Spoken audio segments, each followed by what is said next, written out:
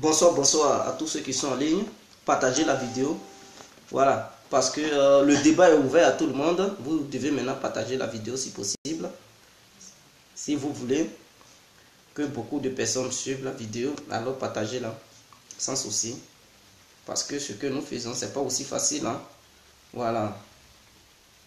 C'est pour tout le monde, c'est pour l'éveil des consciences et tout ça, des uns et des autres. Même les plus grands, les plus petits. Voilà, donc partageons ensemble les différentes vidéos, s'il vous plaît, mes frères.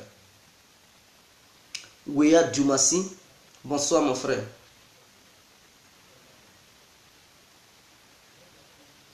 Bonsoir, bonsoir. Voilà, partagez la, partagez la. Partagez-la. On est ensemble, mes frères. On est ensemble. C'est l'Afrique qui gagne. Nous sommes ensemble. Le débat est ouvert, mes frères. Et comme titre, vous voyez, je mets toujours mon numéro pour l'intervention des uns et des autres. Le débat de ce soir, la CPI. Fatou Bensouda contre l'Afrique pourra-t-elle poursuivre le premier ministre israélien et le président israélien pour crime contre l'humanité? Voilà la première question. La seconde question est que l'ONU mérite son siège sur le sol américain? Question. Donc, nous allons poursuivre. Et je vais, avant de commencer, je vais poursuivre pour faire le développement. Comme ça, les uns et les autres vont intervenir et trancher. Mais les interventions que vous allez mener ce soir, je vous prie de prendre au moins chacun ou chacune 5 minutes pour donner la chance à plusieurs personnes pour pouvoir intervenir. Okay. Alors, bonsoir à tous et à toutes. Pour tous ceux qui ne me connaissent pas, je suis l'incontournable Dia complet tout terrain, l'homme dont on parle, l'homme qui n'a pas froid aux yeux, l'homme qui ne mâche pas ses mots. Alors, nous voilà à nouveau devant cette caméra pour parler de la situation internationale. Voilà. Demain, on parlera de la situation nationale, mais pour aujourd'hui, nous allons en découdre avec la situation internationale. C'est très important. Parce que sur l'échiquier international, on doit s'intéresser aussi là-bas. Il ne s'agit pas des problèmes nationaux. Non. Les problèmes internationaux nous intéressent. Pourquoi les problèmes internationaux nous intéressent? Parce que le monde est lié. Et quand ça pèse aussi sur nous là-bas. Voilà. Et nous avons des accords avec les autres. Donc, c'est tout cela qui fait que si vous voyez en Afrique, il y a des milliers d'accords. Est-ce que vous voyez, vous comprenez déjà qu'avec les accords qui existent, alors on ne peut pas s'en passer sans parler de la situation internationale. Raison pour laquelle nous nous donnons le droit de parler de ce qui se passe. Qui dit ces pays, dit le monde. Est-ce que vous comprenez? Qui dit l'ONU, dit le monde. La Côte d'Ivoire fait partie de l'ONU. La Côte d'Ivoire fait partie de la CPI. Donc, ce qui se passe, on doit s'intéresser à ça. On ne peut pas dire, oh, on s'en fout de l'ONU, on s'en fout de ces pays. Non. Nous savons qu'en Afrique, l'ONU s'ingère dans les conflits africains. Donc, s'il y a un problème au sein de l'ONU, on a le droit aussi de se mêler là-dedans. Si la CPI, parce que la CPI s'ingère dans nos affaires intérieures en Afrique là-bas, sachant bel et bien que le siège de la CPI, la base même de la CPI, ce n'est pas l'Afrique. Donc, s'il y a un problème, on doit aussi s'ingérer là-dedans. On ne peut pas dire on s'en fout de ces pays, non. Tu vas beau dire tu t'en fous, mais le jour où tu auras des soucis, mais la CPI va quitter sur son territoire ici pour aller derrière toi là-bas. Donc, il vaut mieux de parler de ça en même temps. Voilà pourquoi nous réservons plein droit de parler de la CPI, s'il vous plaît. Donc, je sais que vous vous énervez contre moi et tout ça, mais ne vous fâchez pas, vous allez comprendre le but du débat et par la suite vous allez intervenir. Chers frères, chers parents, chers amis, chers sœurs, c'est nous. Donc partagez dès maintenant la vidéo pour plus de personnes. On va commencer tout à l'heure.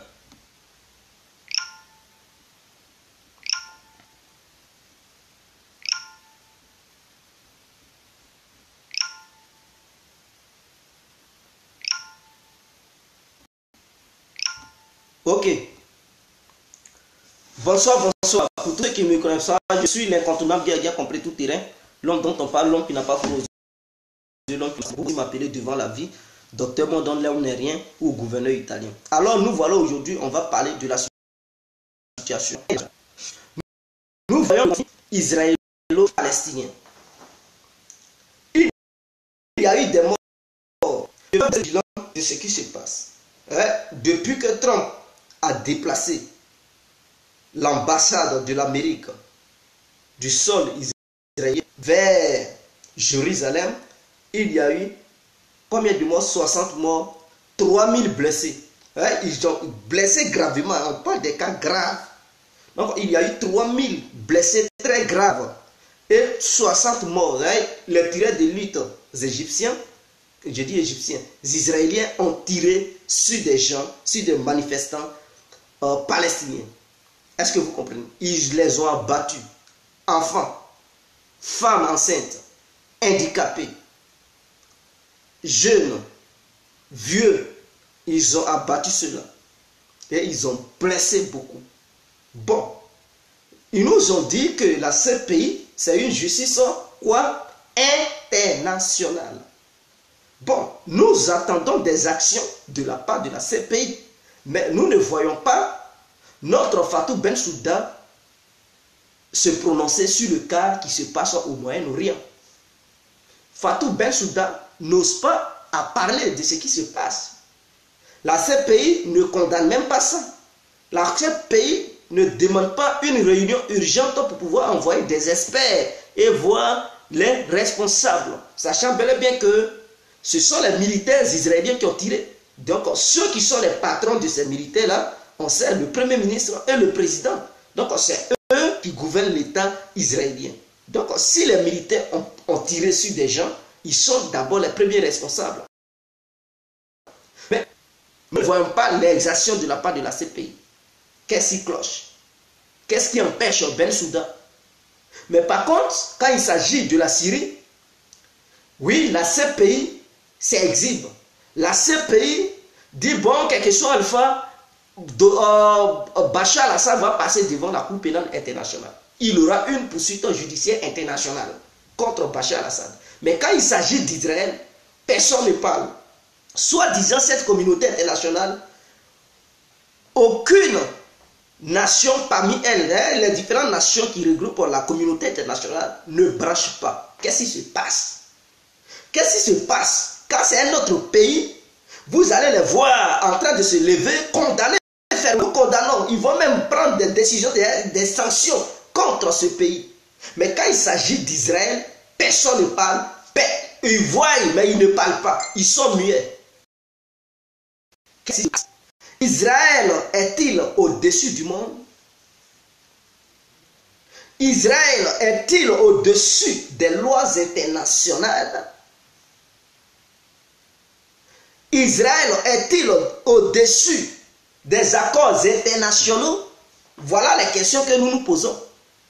Parce qu'on ne peut pas condamner le reste des autres pays parce qu'il y a eu peut-être une mésentente et que les militaires ont tiré sur certaines personnes. Alors directement on accuse le président d'être un dictateur. Oui, la CPI s'organise pour pouvoir envoyer des gens pour poursuivre ce dernier. Ils vont même mettre embargo sur certaines choses. Voilà, on dit Maduro était dictateur. Il tue son peuple. Il massacre son peuple et c'est inacceptable. Il aura des sanctions. Et que les élections qui se sont déroulées là-bas ne sont pas des élections crédibles. Quand ce sont ces pays, on voit la communauté internationale s'élever. Crier haut et fort. Mais quand Israël fait certaines choses, quand Israël viole l'espace aérien des autres pays pour aller bombarder dans un autre pays, alors personne ne parle, la communauté internationale ne parle pas. Israël peut se permettre, se réserver le droit d'aller bombarder au Liban. Personne ne parle. Israël peut se permettre de violer l'espace aérien de la Syrie, aller bombarder en Syrie, tuer des milliers de personnes en disant que eux, ils se protègent contre qui? Contre l'Iran. Parce qu'ils voient les Iraniens là-bas et qu'ils ne veulent pas que les Iraniens ouvrent des bases militaires sur le sol syrien. Est-ce que la Syrie appartient à Israël? Est-ce que c'est Israël qui doit dicter les règles de l'État syrien? Est-ce que c'est Israël qui doit prendre des décisions pour dire au président syrien ce qu'il doit faire, qui doit être sur son territoire? C'est comme, je prends un exemple, c'est comme la Côte d'Ivoire, le Ghana. La Côte d'Ivoire prend une décision de venir d'autres personnes sur son territoire et les Ghanéens disent non, non, non, nous on ne peut pas accepter que les gens soient sur le territoire ivoirien. Donc les Ghanéens, ils se réservent le droit de prendre des jets, c'est-à-dire des avions pour venir bombarder sur le territoire ivoirien. Et puis, bon, personne ne parle. Et puis, ils se retournent au Ghana. Et ils se disent, bon, ils se disent, si ces gens-là sont là-bas, on va intervenir, on va bombarder. Et en bombardant, il y a des Ivoiriens qui meurent. Est-ce que c'est normal? Mais le jour où les Ivoiriens vont vouloir riposter, on dit, oh, les Ivoiriens cherchent pas là. Mais quelle est cette manière de fonctionner? Deux poids, deux mesures, c'est-à-dire on condamne l'autre côté et ça, on laisse l'autre faire, on laisse l'autre agir. Est-ce que c'est normal? Voilà le débat de ce soir. Est-ce que de la manière Israël fonctionne, est-ce que c'est comme ça? Israël se dote de l'arme nucléaire, mais Israël refuse que les autres se dotent de l'arme nucléaire. Est-ce que Israël est au-dessus du reste du monde? Ils sont-ils supérieurs aux autres êtres humains qui vivent sur la terre ou nous sommes tous égaux? Est-ce que tous les êtres humains sur la terre sont égaux ou bien il y a d'autres qui sont supérieurs qui sont au sein de l'État israélien ou bien nous sommes pareils? J'aimerais savoir parce que je ne comprends pas cette soi-disant communauté internationale. Si c'est un pays africain agissait de la sorte, alors toutes les sanctions du monde allaient pleuvoir sur ce pays. Les habitants de ce pays ils allaient mourir de faim. Ils allaient créer des choses pas possibles, médicaments, l'argent. Ils allaient mettre tout sur embargo. Parce que pourquoi l'autre pays a pris la décision d'intervenir dans un autre pays voisin? Ou bien pourquoi l'autre pays a pris la décision de libérer son propre pays parce qu'il y a des rebelles au sein de son pays. Donc eux, la communauté internationale, elle, quand il y a des rebelles qui rentrent sur ton territoire, tu n'as pas le droit de riposter. Parce que quand tu veux riposter, on dit oui, tu tues ton peuple, il te condamne. Mais quand Israël quitte son territoire, qui n'est même pas encore attaqué, l'autre, il trouve cela normal. Quand il tue des enfants, des vieillards, des handicapés, il trouve cela normal. Personne ne condamne. Dites-moi, dans quel monde sommes-nous? Dans quel monde sommes-nous? Quand ça bombarde partout là, ce pays ne prend pas l'initiative de dire elle va aller enquêter sur le territoire israélien ou bien là où les crimes se déroulent. Non, mais quand c'est l'Afrique, Bensouda est pressé à aller envoyer des experts, arrêter des Africains et les transférer à la CPI. Quelles sont ces manières? L'ONU. Le second sujet, j'aimerais aussi vous exposer ça. L'ONU, soi-disant organisation internationale, organisation des Nations Unies, qui manœuvre pour la paix dans le monde, est-ce que l'ONU a-t-elle le droit de mettre son siège sur le territoire américain? Sachant bel et bien que l'Amérique ne respecte rien. L'État américain là, ne respecte aucun droit, ne respecte même pas les règles de l'ONU. Mais si l'ONU veut montrer une image d'impartialité, une image d'une organisation qui est là pour la paix, devrait revoir son statut sur le territoire américain. Parce que voilà l'Amérique qui signe des accords avec les autres pays faisant partie de l'ONU. L'ONU certifie. Et cette même Amérique déchire les accords sans même tenir compte de cette organisation et elle s'en fout de ce que l'ONU va dire. Voilà encore l'ONU qui est manquée de respect par les États-Unis. C'est-à-dire quoi? Les États-Unis prennent des décisions unilatérales sans l'aval de l'ONU et interviennent dans certains pays du monde en bombardant ces pays. Mais si cette organisation n'est pas respectée, là où elle est, mais qu'elle démissionne, qu'elle quitte le territoire américain, parce que ce n'est pas sa place. Nous sommes dans le monde et nous regardons, nous assistons de la manière dont le monde fonctionne. On ne peut pas nous dire c'est une organisation qui est là pour la paix, pour œuvre pour la paix, et cette organisation, ça va sur un territoire d'un pays qui n'est pas là pour la paix, un pays là pour foutre le bordel partout dans le monde, et vous allez nous dire vous êtes là pour la paix. Question. Tu ne peux pas dire tu combats le diable et tu te loges dans la maison du diable. Mon frère, c'est que tu es l'ami du diable. Donc si l'ONU n'est pas là pour la paix, qu'elle nous dise oui, nous ne sommes pas là pour la paix. Mais il ne faudrait pas que l'ONU se cache derrière soi-disant organisation de paix et accompagner l'Amérique dans ses œuvres moribondes. Est-ce que vous... Donc, le débat est ouvert, nous vous écoutons. Pour ceux qui veulent intervenir. Ghislain Kessien. Aboubakar Diallo. Ghislain Kessien, tu as le plein droit de parler. Tu peux m'insulter, il n'y a pas de souci, hein, je ne peux pas te répondre. Tout le monde a peur d'Israël, même les Juifs. Bonjour, bonjour. Kone Mori, oui. Bonjour mon frère, salut. Suleiman Kone, oui. Bonsoir, Guégué compris, oui. On dirait le sorcier veut couper ta vidéo. Ah oui, ça déconne. Bonsoir, jeune homme de bonne famille. Merci André Régini. Je ne connais pas le nom de village. Donc le débat est ouvert pour tous ceux qui veulent intervenir. S'il n'y a pas d'intervenant, on peut clore la vidéo. Et on va donner rendez-vous pour une prochaine fois. Parce qu'aujourd'hui, nous ne pouvons pas parler seulement de la Côte d'Ivoire. Je comprends. Quand on parle d'un problème qui ne concerne pas la Côte d'Ivoire, automatiquement, voilà, ils ne veulent pas se connecter, ils veulent pas. Il faut parler de ce qui se passe en Côte d'Ivoire. Mes frères, tout est lié dans le monde. Tout est lié dans le monde. Si la Côte d'Ivoire est comme ça aujourd'hui, sachez qu'il y a eu des interventions de l'ONU dans notre affaire intérieure. Je ne parle pas de la guerre, mais l'ONU a aussi œuvré pour ce qui est arrivé à la Côte d'Ivoire. Donc on ne peut pas voir ça et se taire pour dire l'ONU ne nous concerne, ça nous concerne, mes frères. Allô? Oui, allô? Oui, bonsoir. Bonsoir, Jonathan, ça va? Oui, ça va bien. Ok. Tes sujets sont passionnants, mais je vais commencer d'abord par un ensemble de petites critiques que j'ai à te faire. Oui. Tu as des débatteurs et polémiqueurs qui ont disparu depuis un certain moment. Oui. Ok. Oui. Je veux dire Rita du Japon. Oui. Et Chanel K que j'ai classé comme des polémiqueurs. Oui. Vous savez, une émission a toujours des personnes qui attisent ou qui portent l'intérêt oui. de l'auditeur.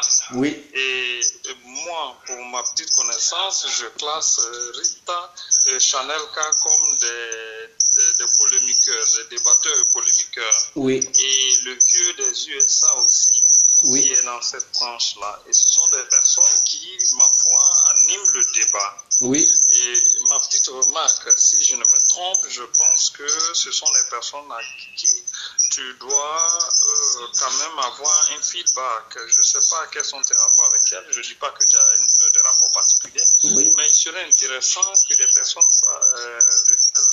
de telles personnes qui animent tes émissions, que tu puisses avoir de contact avec elles, de demander qu'est-ce qui se passe, pourquoi depuis un moment elles se sont un peu effacées.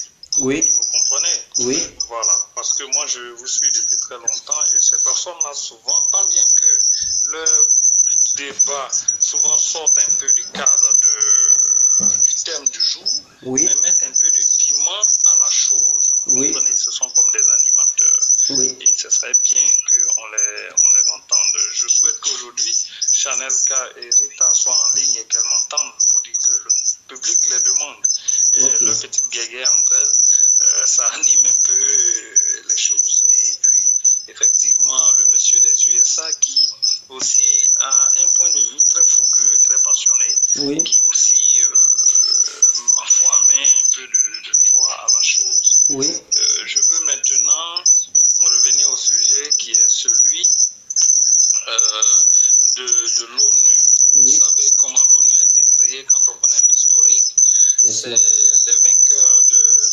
Deuxième Guerre mondiale, qui ont décidé de créer une association.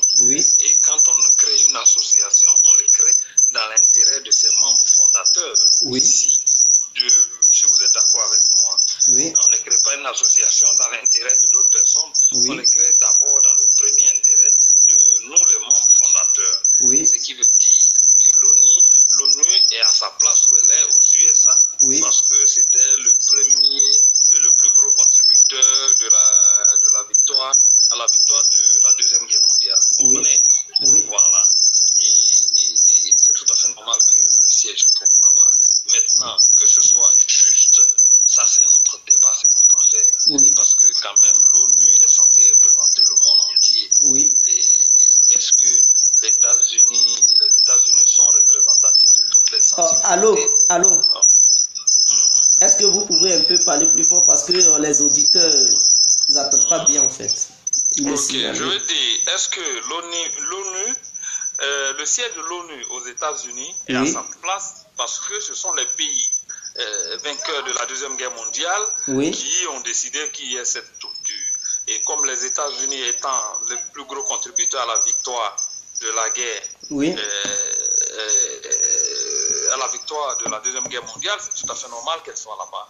Et quand on crée une association, c'est pour l'intérêt des membres fondateurs, de façon logique, si on veut être logique avec nous-mêmes. Donc c'est bien sûr que c'est à juste titre que le siège est là-bas, c'est à juste titre que le siège ou bien l'ONU a une certaine attitude qui n'est pas vraiment celle qu'on espère. Maintenant, au point de vue de la justice et de l'équité, on peut trouver des choses à reprocher à l'ONU puisqu'elle est censée représenter toutes les nations qui y sont adhérentes. Vous comprenez? Voilà. Mais ça fera, je pourrais dire que ça pourrait faire l'objet d'une autre discussion à partir du moment où déjà les pays qui se sont librement comment on appelle, associés à l'ONU, qui sont, comment je ne trouve pas le mot, qui se sont mis avec l'ONU, aujourd'hui, ces pays-là devaient, à ma foi, savoir les règles et ce à quoi s'attendre en y allant. Voilà. Aujourd'hui, l'Afrique demande un membre permanent, vous savez, tout le débat qui tourne. C'est triste, mais c'est un peu comme cela.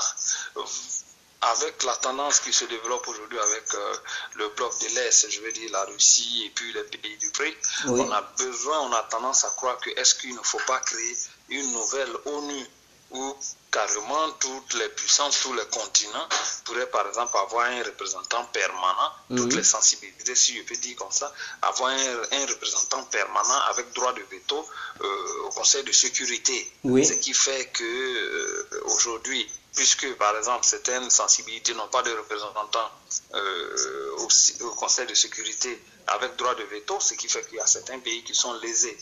Notamment, vous parlez de l'Afrique, c'est tout à fait normal. L'Afrique n'a aucun membre permanent au Conseil de sécurité de l'ONU.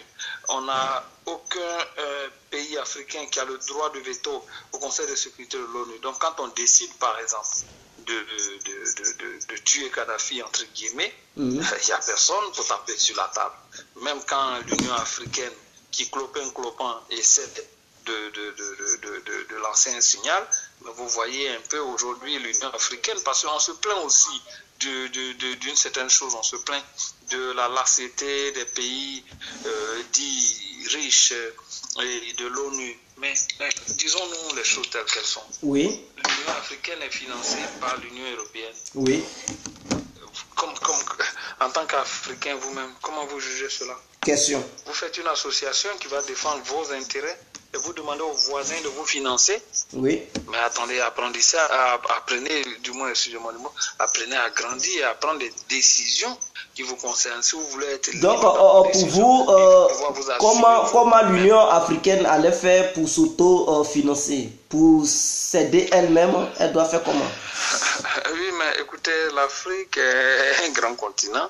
Si des pays comme l'Angola, la Côte d'Ivoire, la Sud-Afrique, le Nigeria ne peuvent pas s'autofinancer, ne peuvent pas autofinancer l'Afrique, l'Union africaine, c'est un problème.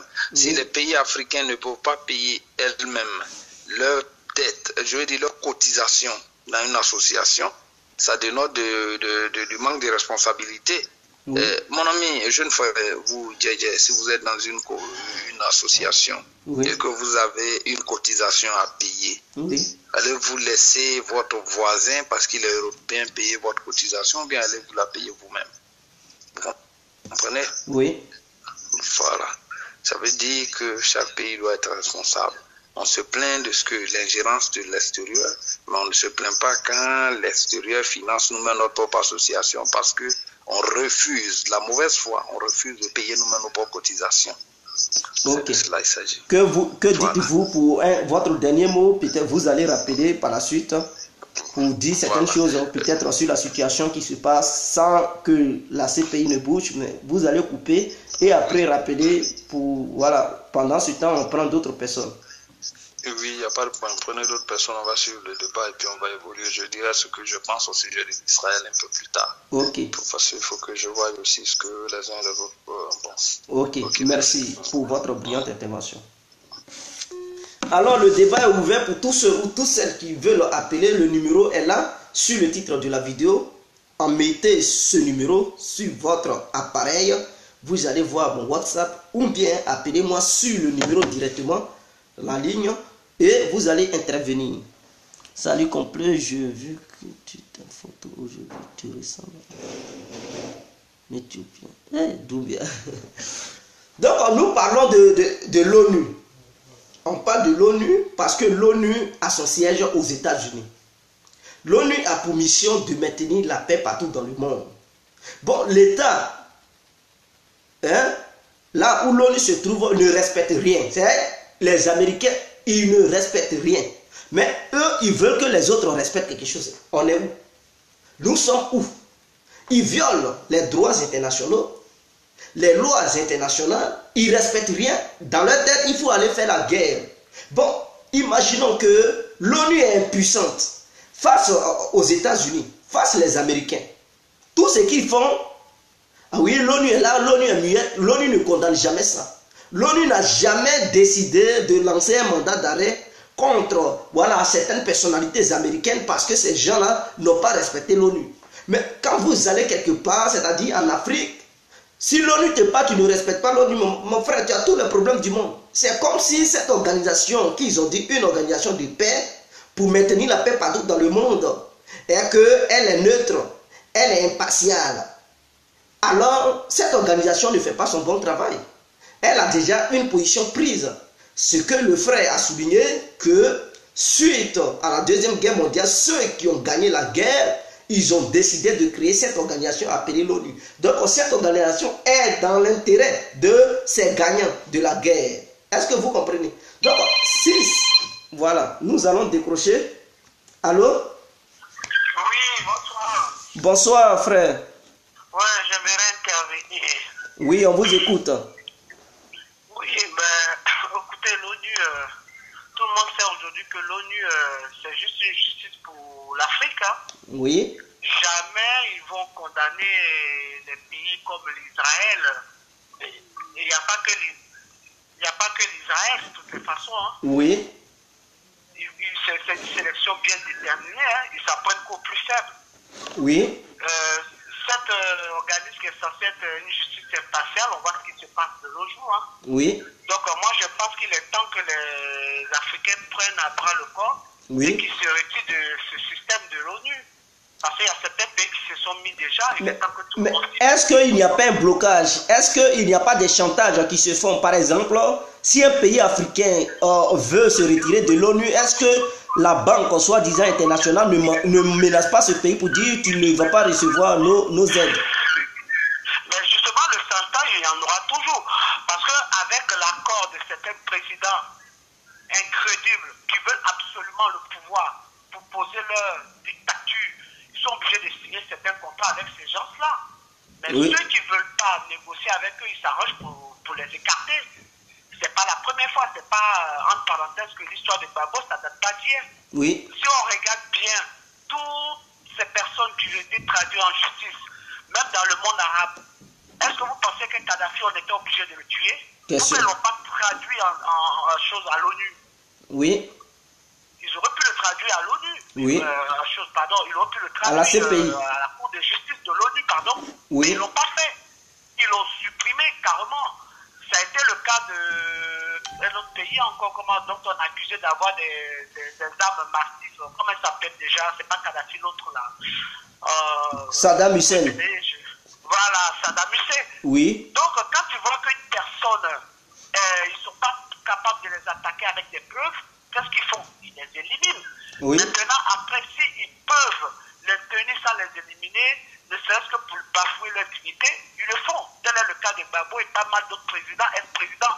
Oui. Parce qu'ils ont démontré par A plus B que les présidents ne sont pas capables, c'est des marionnettes qui ne sont pas capables de juger leur président, soi-disant dictateur. Parce que dictateur, c'est eux qui le disent.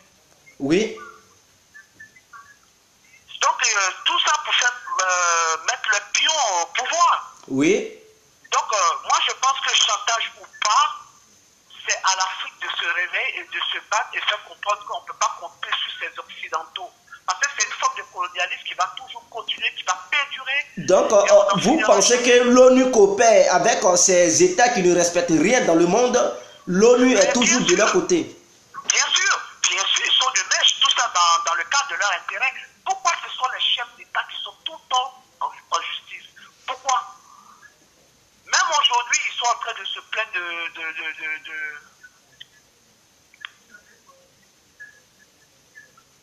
Allô? Allô? Oui, on vous écoute. Oui, donc je disais que vous imaginez aujourd'hui avec la Russie, Oui. ils font beaucoup de bruit pour rien, mais jamais ils pourront traduire ce monsieur en justice. Oui. Jamais. Jamais ils pourront le faire parce qu'ils savent que le gars a comme de lourd. Oui. Ils savent à qui ils s'en prennent. Moi, j'ai suivi un débat de vous que je n'ai pas pu intervenir au sujet de la technologie. Oui. Je n'ai pas pu intervenir parce qu'il était tard, je me suis endormi. Oui. Mais sur ce côté, vous avez eu raison sur plusieurs points. Aujourd'hui, la force et la puissance d'un pays, ce sont les armes. Si tu n'as pas une arme, même si aussi petit que tu sois, si tu as une arme, le monde entier te craint. Oui. Ils te craindront, ça c'est sûr. Parce qu'aujourd'hui, les Juifs, la force des Juifs, c'est quoi? C'est les armes qui détiennent. Oui. Parce qu'ils ont fait la loi à longueur de journée. Ça ne date pas de l'histoire des Juifs et Israéliens, Palestiniens, ça ne date pas d'hier. Oui. Ce sont des envahisseurs, c'est des gens qui sont venus dégager certains peuples de leur pays et les gens, ils le soutiennent. Donc, vous voulez dire ce n'est pas une histoire de Dieu, mais comme ce peuple détient des armes, raison pour laquelle il s'apprend pas à ce peuple. La connerie, c'est du pipeau, il faut arrêter. Il est temps que l'esprit se réveille. Quelle histoire de Dieu? Ils se sont fait passer pour victimes au temps d'Hitler. Mais moi, je vous dis qu'un jour, ça va arriver où l'histoire donnera raison à Hitler, parce que ça risque d'arriver. Parce que Hitler, quand tu regardes toutes les émissions de Hitler, il était visionnaire. Il savait que c'était des peuples manipulateurs et ils l'ont toujours été et ils le seront toujours, ces gens-là. Oui. Ils veulent dominer le monde. Comment un petit peuple comme Israël peut détenir autant le monde? Question. Soit disant qu'ils sont l'élu du peuple. L'élu du peuple, bon, plus je suis désolé d'être aussi vulgaire, mais c'est du grand n'importe quoi. C'est Oui. une ruse qui a été préparée depuis de longues siècles. Ils sont tout en train de dire on est victime, on est ceci. Ils sont tout Donc, victimes, vous voulez dire les grandes nations complotent avec eux pour faire avaler la pilule la plus amère au reste du monde pour dire ils sont les élus du peuple. Donc, il faut les laisser ce qu'ils font et les grandes nations se cachent derrière eux pour faire ce qu'ils veulent. Voilà, ils profitent, ils utilisent ce peuple ni plus ni moins. Alors, il ne faut pas être plus bête qu'on ne le sait. Il faut arrêter. Parce que ce qui est dommage dans cette histoire, c'est que les gens n'ont pas encore compris que cette histoire, c'est pas au-delà de la religion ou de quoi que ce soit. Oui. Parce que, parlons peu, parlons bien. Aujourd'hui, on dit toujours que les Arabes sont là, ils pèsent des bombes, ils pèsent ceci. Mais c'est des gens qui défendent leur territoire à main nue. Oui. Les Palestiniens, ils défendent leur territoire à comme un peuple qui n'ont pas d'armes. Ils sont à main nue, ils sont tout le temps massacrés et personne ne dit rien. Mais par contre, pour aller enlever un chef d'État qui est juste là pour donner l'autonomie à son peuple, on le fout à la haie, on l'humilie, et puis tout va bien, la vie continue, c'est-à-dire on avale la pilule et puis la vie continue. Il est temps que l'Afrique comprenne que nous, on ne va pas toujours être, les toutous de l'Europe. Oui. Donc que l'Afrique soit autonome, il faut bien qu'un jour l'Afrique soit autonome. Parce que Dieu merci, aujourd'hui, il y a comme vous l'avez dit dans votre émission, moi je fais allusion toujours à l'ancienne émission que vous avez faite, il y a pas combien de temps, hier ou avant-hier, il y a des cerveaux, mais ils sont malins. Quand ils voient qu'il y a quelqu'un qui peut apporter plus à son pays, ils s'accaparent de ce cerveau, ils le mettent dans leur poche, ils en font ce qu'ils veulent. Moi je prends un exemple tout bête, c'est une parenthèse qui n'a rien à voir avec le sujet. Aujourd'hui, à la fois qui est au pouvoir, on dit qu'il était à la Banque mondiale. Quel rôle il jouait à la Banque mondiale? Il ne le sait. Comment il s'est retrouvé à travailler avec Oufoué, nous ne le sait. Mais nous savons que ça, c'était un mec qui a été imposé depuis belle lurette.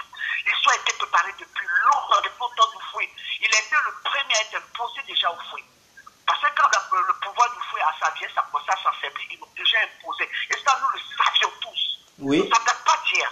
Donc, ça veut dire que quand ils veulent mettre un pays à genoux, ils préparent un élément, ils le fabriquent à leur façon, et puis ils dictent les règles. Point barre. Et ça, tant que l'Afrique n'aura pas compris, on sera toujours dans cette histoire de guerre civile, de ceci et cela. Ce que des pions, tous ces mecs-là qu'on nous amène, il faut que la mettre dans la friction des pions de l'Europe. Voilà mon intervention. Je n'ai pas maintenu l'antenne aussi longtemps. Il faut arrêter tout ce qui est israélo-palestinien, tout ça, c'est de la connerie. Mais comment des juifs qui sont tout en train de dire oui, on a été matés par les Allemands, on a été matés. Mais aujourd'hui, quand tu vois ce qu'ils font, est-ce qu'Hitler n'a pas eu raison? Question. Est-ce que Hitler n'a pas eu raison? Question. C'est quelque chose qu'il avait déjà prévu. Il savait que c'était des peuples de fouteurs d'air. Même si aujourd'hui on dépose ce qui s'est passé, mais l'histoire, les gens le fabriquent à leur façon. La vraie réalité, ils ne vont jamais le dire. Ils vont toujours faire passer les points monstres, comme ils ont toujours fait passer des chefs d'État pour des dictateurs, qui massacrent le peuple, qui font ceci, juste pour les enlever. Donc, devant cette caméra, vous voulez nous dire Hitler avait raison et que l'histoire a été falsifiée. Quand je regarde ce qui se passe à l'heure actuelle, l'histoire donne raison à Hitler. Il a été visionnaire. Parce que jusqu'à preuve du contraire, les gens ils font semblant, ils n'en parlent pas, mais il y a toujours des fanatiques qui sont pour sa politique. Ils en sont pour ses idées. Et jusqu'à présent, si vous regardez bien l'histoire de Hitler, ça vend, ça se vend. Ça se vend parce qu'il y a des gens qui commencent à adhérer. On dit l'extrémisme, c'est tout ce qui suit. Mais tout ça, c'est l'esprit de Hitler. Tout ce qui est extrémiste qui évolue aujourd'hui dans le monde d'Europe, que ce soit en France, que ce soit partout en Belgique, partout que nous soyons, c'est la continuité de l'esprit de Hitler. Il faut appeler chez un chat. Parce que les gens, ils en ont ras-le-bol de toujours faire passer un petit peuple, soi-disant un petit peuple, mais un petit peuple qui dirige le monde. Il faut se poser des questions. Merci. Parce que moi, je vous dis que si un jour il y aura une guerre, ça viendra d'eux. Ça viendra d'eux, ça viendra de nulle part. Ils sont partout. Ils sont partout. Ils ne sont jamais indexés. Personne n'a osé les indexer pour dire cette fois vous n'avez pas raison. Et c'est toujours nos pions de chefs d'État à la con qui vont passer tout le temps à se faire niquer par ces connards et aller moi je dis la CPI ça marche grâce aux chefs d'État africains.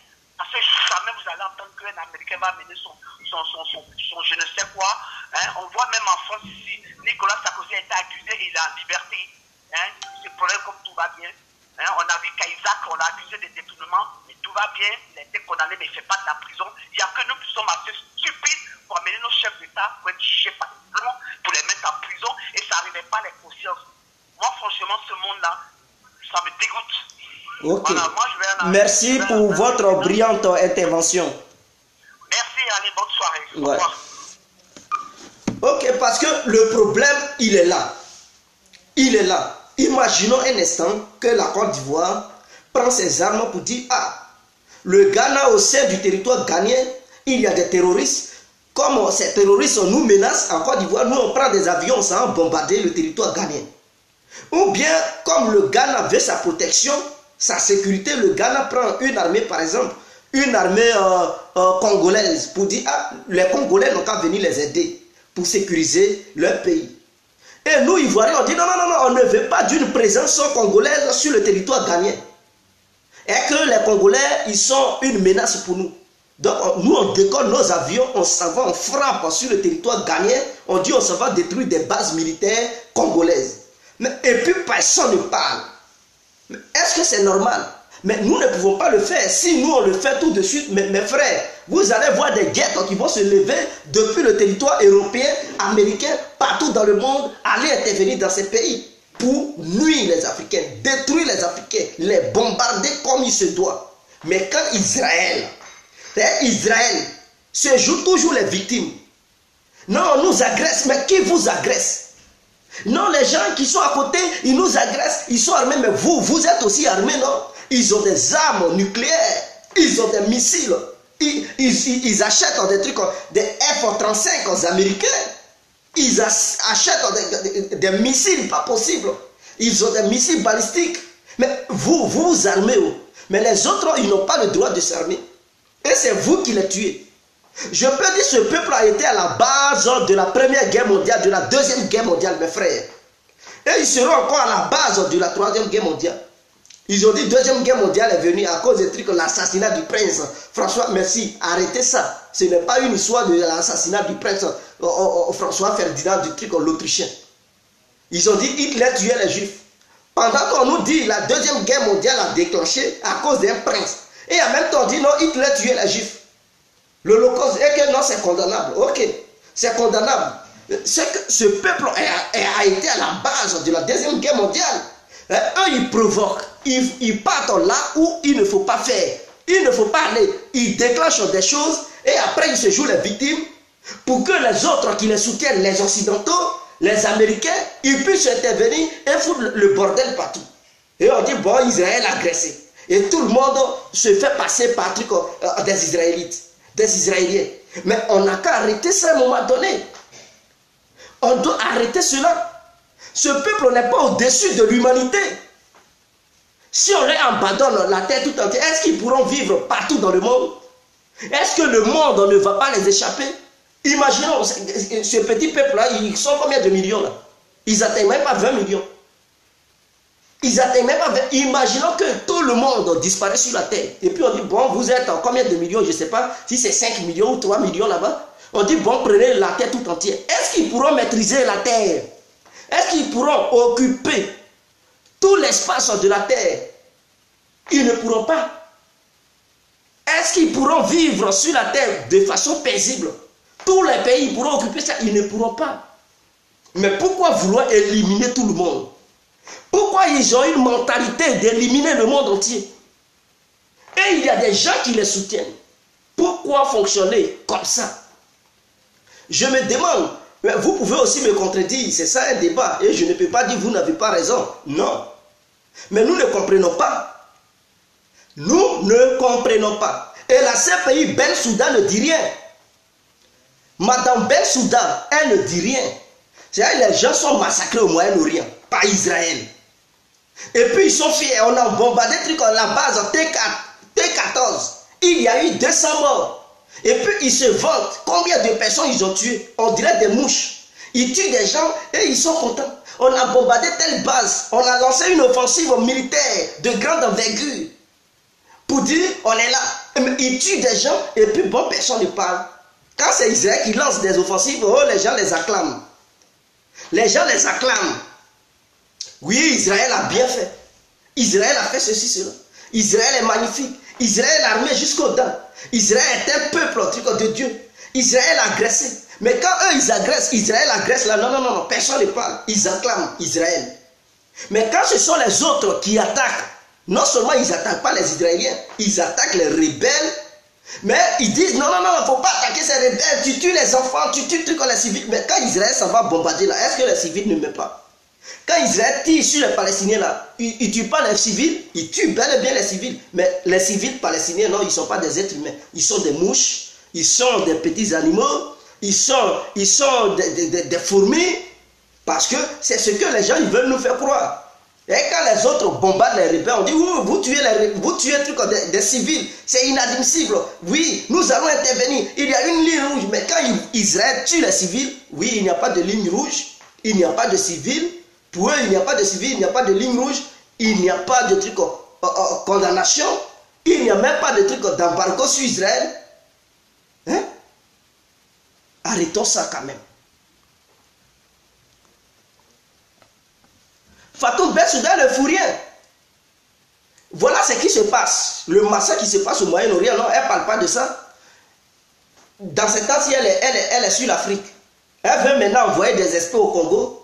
Oui, l'autre, le président congolais, elle dit oui, c'est un dictateur, il massacre les gens, il doit mener des enquêtes pour l'arrêter. Mais vous trouvez cela normal? Vous trouvez cela normal? Les Américains, ils ont commencé à condamner Paul Biya. Que non, l'offensive qu'il mène, je ne sais pas, au nord du Cameroun, il tue les civils. Et qu'il aura des enquêteurs là-bas. Voilà, quand ce sont les pays africains, ils sont pressés pour amener des experts soi-disant, pour expertiser les endroits et accuser des gens. Par la suite, la CPI dit, amenez-nous celui-là, un mandat d'arrêt international. Parce que, en Côte d'Ivoire, un juge Babo, on dit, il a tué 3 femmes à Bobo. Parce que, ce que nous voyons à la CPI, c'est le procès se base sur cette histoire de 3 femmes d'Abobo, n'est-ce pas? Nous savons qu'il y a eu plusieurs morts en Côte d'Ivoire.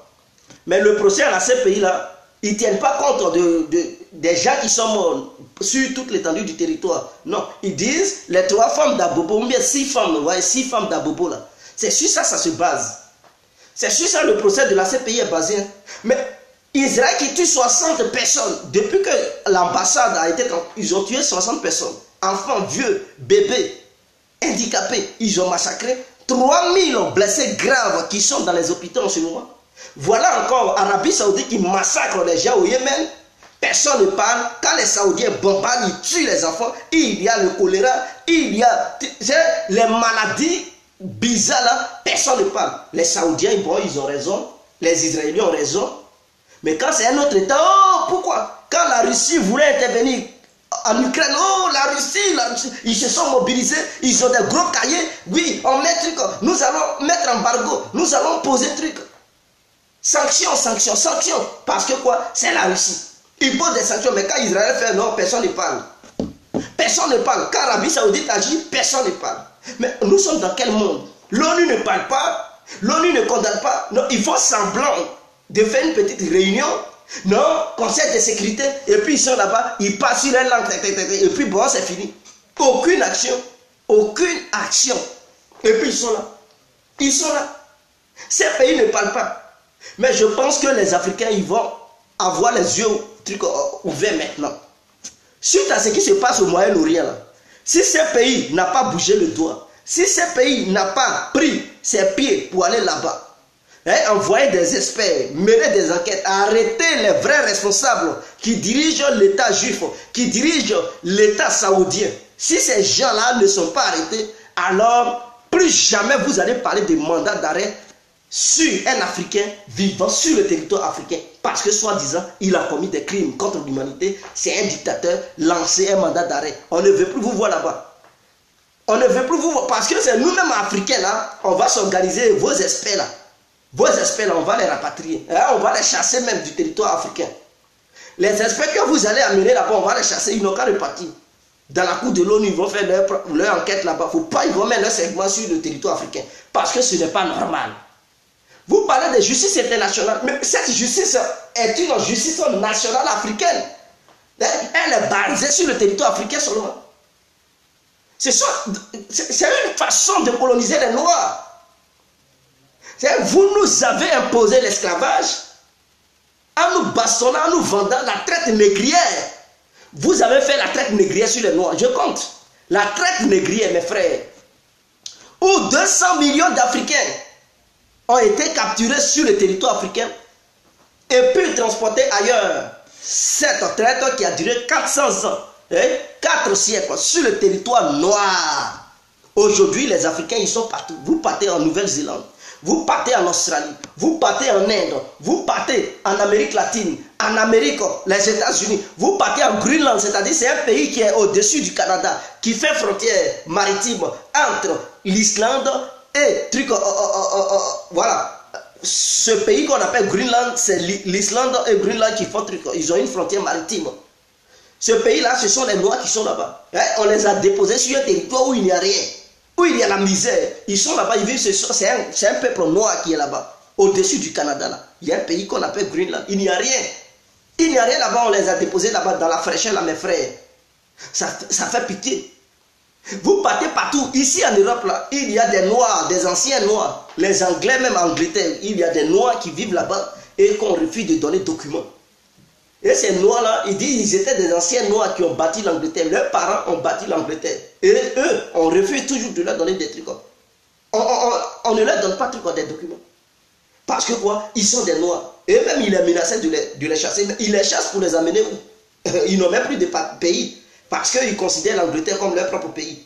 C'est là-bas leurs parents les ont laissés.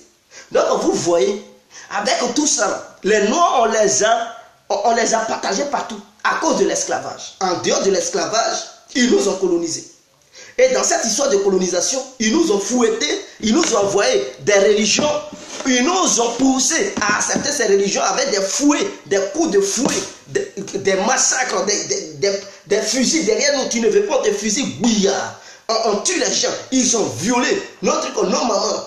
Ils ont même sodomisé les hommes africains. Depuis que l'Afrique a été créée, pour la première fois, les Africains ils découvraient l'amour de gay. Deux garçons allaient ensemble, c'est le blanc qui a montré ça aux noirs. Ils ont commencé à niquer les Africains noirs.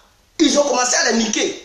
Pour la première fois, tu ne veux pas tes fusils, tu es obligé d'accepter la colonisation. En dehors de la colonisation, voilà, ils signent des contrats bidons avec nous. Ils nous ont imposé des accords qui ne nous arrangent pas. Mais on est dedans quand même. En dehors de ces accords, voilà encore ces gens-là. Ils créent une justice pour les Noirs. Toujours, ils ne veulent pas. Ils transforment cette colonisation et cet esclavage. Ils font évoluer ça pour ne pas que le Noir s'en rende compte de leur mouvement qu'ils font. Ils vont dire, bon, on signe des accords, il y a des accords qui nous lient. Voilà, des accords, mais ces accords-là, ce sont des accords de l'esclavage, du colonialisme. Et dans ces accords, c'est eux qui gagnent. Et nous perdons toujours. Ils vont signer un accord dans plusieurs affaires. Tu as 15%. Dans toutes les affaires, eux, ils ont 85%. 85%. L'Afrique, on ne s'en sort pas. Non, on va aider les Africains. Dans leurs 85% là, ils prennent maintenant combien de pourcentage? 5%. Et puis, ils donnent cet argent aux pays africains. Ils disent, bon, on va leur rembourser encore. Le bénéfice qu'ils gagnent chez nous, là, dans les 85%, ils vont prendre 5%. Eux, ils ont 80%, ils partagent ça à leur peuple. Et les 5% là, ils prennent ça pour nous donner crédit. Et dans ça, ils disent qu'on n'a qu'à leur rembourser. Le triple. Mais vous trouvez cela normal? Mais on ne peut pas évoluer. Dans ça encore, pour ne pas qu'on les échappe, ils créent la CPI, on dit c'est une justice internationale. Ils prennent le nom de justice internationale. Et ils se cachent maintenant derrière cette justice pour traquer encore les Noirs qui vont les désobéir. Et on dit, cette justice est là pour ceux qui font des détournements de biens publics, qui commettent des crimes contre l'humanité, qui violent. Mais nous savons que les soldats français ont violé des gens en Afrique centrale, en Centrafrique, au Congo, mais non. Personne ne peut... On dit non, non, ils ont étouffé cette affaire. Ils sont allés là-bas, là, ils ont violé des petites filles africaines. Oh, si c'était en Europe, c'était un touré. Ah, tu as violé une femme ici, mon frère, mais tu es mort. C'est une prison à vie. Eux, ils protègent leur peuple, mais ils envoient des gens chez nous qui nous violent à longueur de journée. Et puis bon, quand on leur dit, ben, vos éléments que vous nous avez envoyés, ils nous ont violés. Oh, ils n'ont rien violé. Tu les mets encore en prison, mon frère. Ils vont mettre pression sur nos gouvernements. Pourquoi tu as mis nos soldats en prison? Pourquoi? Libère-les, sinon on va intervenir. On va mettre embargo. On va sanctionner votre pays parce que tu as attrapé des gens qui ont commis des crimes. Ce sont des crimes, le viol. Le viol est un crime. Donc, tu arrêtes ceux-là qui ont violé ton propre peuple. Ils vont encore mettre des embargos. C'est-à-dire, eux, ils doivent faire tout. Faut pas, nous, on va riposter, on n'a qu'à accepter, voilà, tout ce qu'ils nous disent, on doit se soumettre à ça. Ils créent une justice internationale qui donne le nom international, mais cette justice est réservée pour les Noirs. Eux, là, ils vont intervenir partout. Aucune sanction contre eux. Israël, même, c'est le pire de tous les pays. C'est un pays qui est... C'est un pays ne respecte rien là. Avant Israël suivait la politique américaine, se cachait derrière l'Amérique pour agir. Maintenant là, c'est l'Amérique qui se cache derrière Israël. C'est-à-dire, tous les soucis d'Israël, l'Amérique est derrière ça. Quand Israël dit, Américains, venez intervenir. Les Américains, ils vont suivre toi. Depuis Trump est venu au pouvoir là, ce sont les Israéliens qui dirigent maintenant l'Amérique. Quand ils disent ah, les Américains, ils sont derrière. Or, avant, ce sont les Américains qui dirigeaient les Israéliens. Mais maintenant là, c'est Israël qui dirige maintenant l'Amérique. Et puis, ils sont des vents en guerre. Personne ne peut leur dire truc. Comme ils n'ont pas droit de veto à l'ONU, quand c'est l'Amérique qui s'oppose, personne ne peut sanctionner Israël parce qu'Israël a commis des crimes. Non, on les laisse. Ils font aucune sanction. Aujourd'hui, vous savez, il y a un ministre israélien qui a dit l'Union européenne n'a qu'à aller se faire voir en enfer, que l'Europe n'a rien à dire à Israël. C'est un ministre israélien qui a dit ça à l'Union européenne. Parce que la France a condamné, l'Allemagne a dit bon, ce n'est pas bien, et tout ça, l'Angleterre, ils ont dit, ils n'ont qu'à aller se faire voir en enfer, qu'ils n'ont pas de leçons à leur donner, et qu'ils n'ont qu'à regarder leur Europe, et ils s'en foutent d'eux. Donc vous voyez, si c'était un pays africain qui disait ça, mais mes frères, hein, on est dans le sommeil et puis on se réveille des bombes. Les bombes vont pleuvoir sur nous. Mais comme c'est là-bas qui a dit, non, personne ne parle. Et puis, ils ne montrent pas ça dans les médias. Allez-y sur les autres médias. Russia Today, Sputnik, Press TV, ils ont montré ça. Ils ont montré ça. Mais France 24 ne peut jamais montrer ça parce que c'est une honte pour eux. Ils ne montrent jamais ça. Ils vont cacher ça. Et les Africains ne sont pas informés de ce qui se passe, ce qu'Israël dit aux Européens. Mais l'Europe, on ne peut pas riposter parce que qui dit Israël dit Amérique. Donc, comme l'Union européenne est une petite marionnette de l'Amérique, donc quand Israël parle, insulte l'Europe, on ne peut jamais rien dire. Ils sont là, ils se soumettent. Vous voyez dans quel monde nous sommes. Et puis quand ils disent l'Europe, venez, soutenez-nous, bon, l'Europe est pressée pour les soutenir. Ils leur manquent de respect. En retour, ils les soutiennent quand même. On est dans quoi? Et quel est cet esclavagisme? Esclavage au 21e siècle.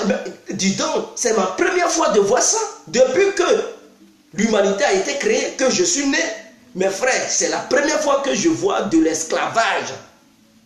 Mais ce peuple est un petit peuple. Et quand les gens parlent, non, c'est un peuple de Dieu, mais qui n'est pas peuple de Dieu?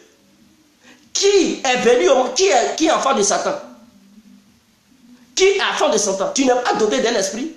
L'esprit est quoi? Donne-moi la définition d'un esprit. L'esprit, c'est quelque chose qui n'a ni commencement, ni de fin. Hein? On ne connaît pas le commencement d'un esprit et on ne connaît pas sa fin. L'esprit est éternel.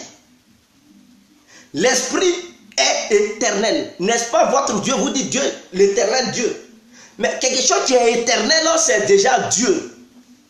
Quelque chose qui n'a pas de fin, c'est déjà Dieu. Rien ne peut bousiller, rien ne peut faire disparaître un esprit. Chaque être humain qui respire, qui voit, qui marche, est doté d'un esprit. C'est-à-dire, toi-même, tu es déjà un éternel. Donc, quand tu es Dieu, maintenant, toi, tu vas dire, non, eux, ils sont Dieu. Mais ils sont comment? Et toi, tu es comment? Eux là, ils sont comment? Et puis toi, tu es comment? Tu n'as pas un cerveau, tu ne raisonnes pas, mais tu raisonnes. C'est toi qui leur donnes la gloire. N'est-ce pas toi qui penses qu'ils sont au-dessus de toi? C'est toi qui leur donnes la gloire. Sinon, si tu ne donnes aucune gloire à ceux-là, comment est-ce que tu peux penser qu'ils sont ton Dieu? Et qu'ils sont un peuple de Dieu? Parce qu'ils ont écrit un livre, c'est toi, ce sont tes parents qui ont écrit le livre. Tes parents là, c'est qu'ils t'ont expliqué. Tu ne peux pas suivre ça. Mais tu suis quelque chose que ces gens-là ont créé. Et puis ils disent, oui, ils sont au-dessus du monde. Ils font de ce qu'ils veulent. Ils sont au-dessus de la loi internationale. Ils sont au-dessus des accords internationaux. Et nous, c'est nous qui subissons. Hein? On ne peut pas violer les lois, les règles internationales. Mais Israël viole ça. Que dites-vous? Ils ne sont pas dans le monde. Mais on parle de la globalisation. Dans cette histoire de mondialisation, de la globalisation, on doit avoir des règles communes, des lois communes, des droits communs. Nul ne peut être au-dessus de l'autre. Comme ça, le monde sera équilibré. Ce n'est pas un monde de paix que vous voulez, n'est-ce pas un monde de paix? Mais ce monde de paix-là, si il se considère supérieur à l'autre, mais ce monde n'ira jamais en paix. Il n'y aura jamais un monde de paix tant que toi, tu penseras que tu es au-dessus des autres. Mais les autres seront aussi frustrés, ils vont aussi se battre contre toi. Donc voilà, il y aura toujours le désordre. Donc l'ordre mondial que vous voulez, non, ça n'arrivera pas tant que la justice internationale ne sera pas réglée, tant que les droits internationaux ne seront pas réglés, tant que les règles internationales ne seront pas bien équitées. Il n'y aura jamais de l'ordre mondial. Il y aura toujours le désordre mondial. Et c'est moi qui vous le dis. Parce que tant que dans ce monde, dans ce bas monde dans lequel nous vivons, tant que vous laisserez des gens agir comme ils avaient le monopole de tout, comme s'ils étaient au-dessus de tout, comme si leurs décisions doivent être respectées par tout le monde et que ce qu'ils veulent, les autres doivent accepter ça forcément et que si tu ne veux pas accepter, ils vont te mater. Mes frères, il n'y aura jamais de l'ordre, il y aura toujours le désordre. Avant de parler de l'ordre, parlez d'abord des règles internationales. Parlez d'abord de l'ONU. L'ONU n'a qu'à être bien une organisation de paix. L'ONU ne doit pas tricher d'abord. Parce que tant que l'ONU sera une organisation partisane, l'ONU ne finira jamais de remplir cette histoire de paix dans le monde. Elle ne sera jamais bien écoutée par d'autres nations. Il y aura toujours le désordre envers l'ONU.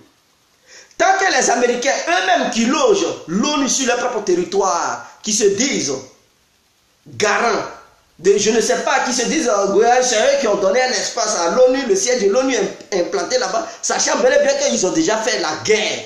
Mais cette organisation doit rentrer dans les normes. Vous dites une organisation de paix.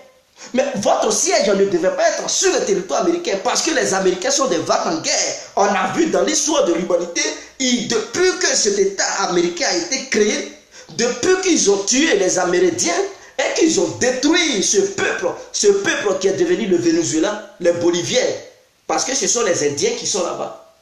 Les Indiens de l'Amérique, d'autres ont fui, ils sont venus au Venezuela, pour ceux qui ne savent pas. Donc les Boliviens, ce sont les Indiens. Ils veulent maintenant prendre leurs responsabilités. Les Américains ont tué ce peuple. Ils ont occupé l'Amérique depuis qu'ils ont créé cet État. Leur mission, c'est de faire les guerres partout dans le monde. Et c'est cet État-là qui dit, bon, le siège de l'ONU n'a qu'à venir rester sur notre territoire. Comme si eux-mêmes, ils représentaient la paix. Mais si on devait placer un siège de l'ONU sur un territoire, c'était la Suisse.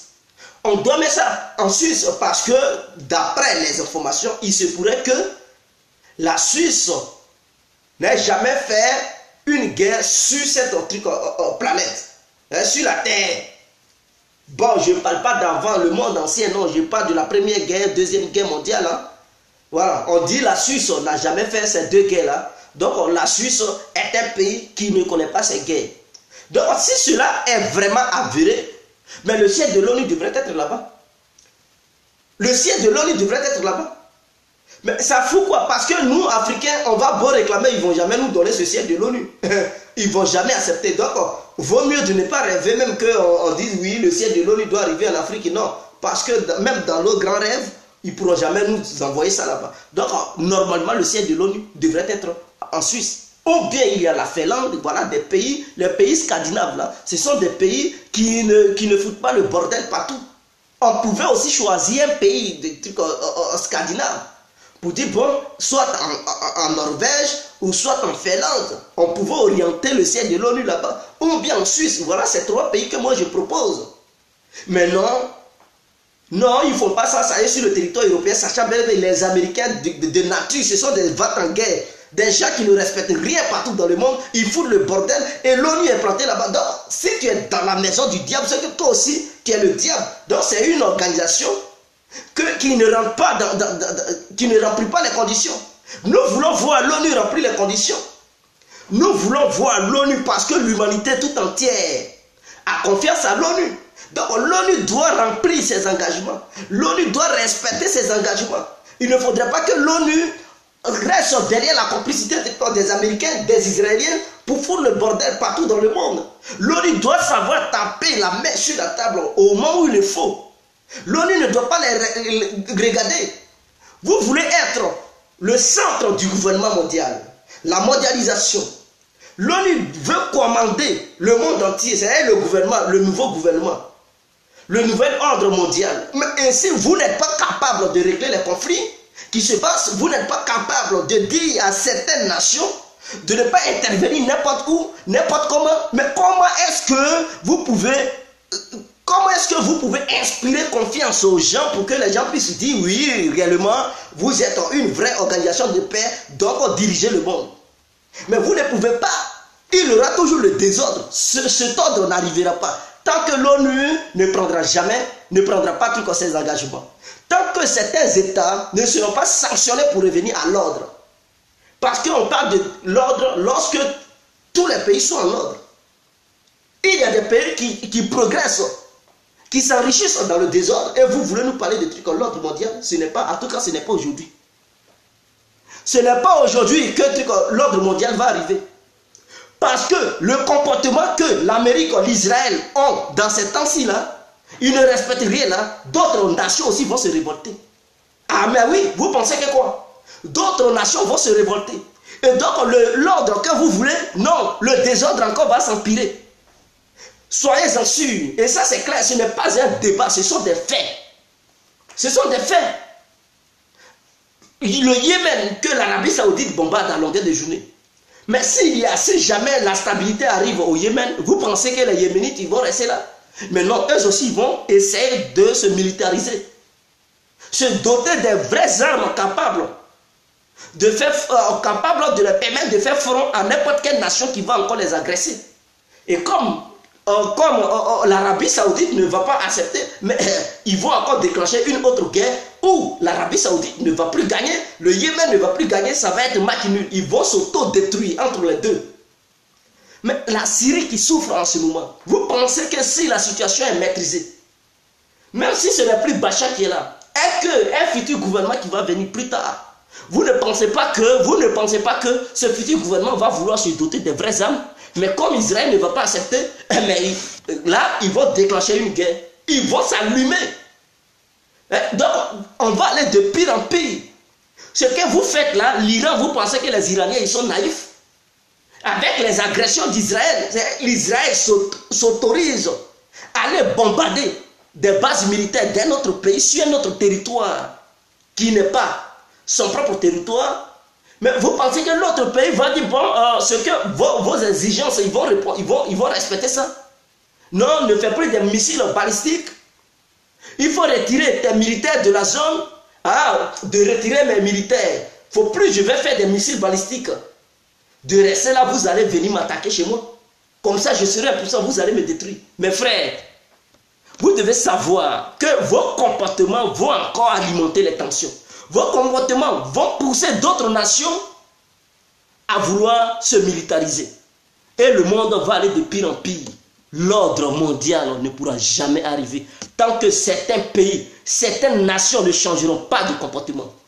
Il faudrait que cela soit clair.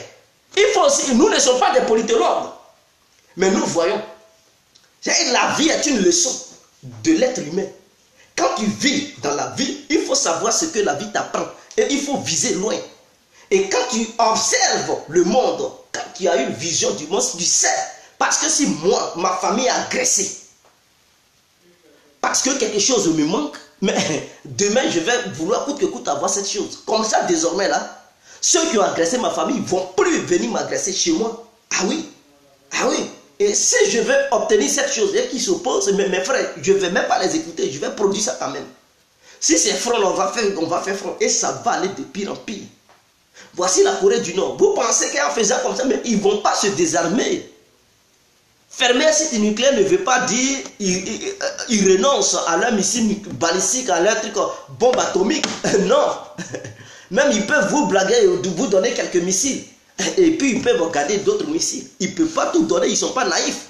Ils vont garder d'autres armes quelque part, bien cachées, au cas où. Parce qu'on ne peut plus faire confiance à Israël, on ne peut pas faire confiance à l'Amérique. Des gens qui signent, qui déchirent les accords. Et puis, ils imposent leur volonté au monde entier. Vous pensez que ce monde... Non, ce monde est révolu. Vous voyez les révolutions partout. Voilà l'Italie encore qui prend... L'Italie, son nouveau gouvernement, veut se retirer de l'ONU. Vous voulez constituer un nouveau gouvernement. Mais vous voyez que ce nouveau gouvernement, quand je dis nouveau gouvernement, je parle du gouvernement mondial global. Une nation globale dont ces gens-là parlent. Mais ça va vous échapper. Voilà l'Angleterre qui se retire de l'UE. L'Italie est sur le point de partir. Parce que eux, leur philosophie, ils ont dit les Italiens d'abord. Et que cette histoire de l'Union européenne fait que les Italiens chôment. Donc eux, leur nouvelle politique, ils ont dit quoi? L'Italien d'abord, les Italiens d'abord. Tous ceux qui sont étrangers, qui sont là-bas de façon illégitime, ils vont les rapatrier dans leur pays. Donc les immigrés, les Noirs, vous qui êtes en Italie, vous devez vous attendre à ça. C'est une information que je vous donne. Le nouveau gouvernement italien a pris la décision, va prendre des décisions dans les mois prochains pour rapatrier tous ceux qui sont sur le sol italien qui n'ont pas de documents, les ramener dans leur pays respectif.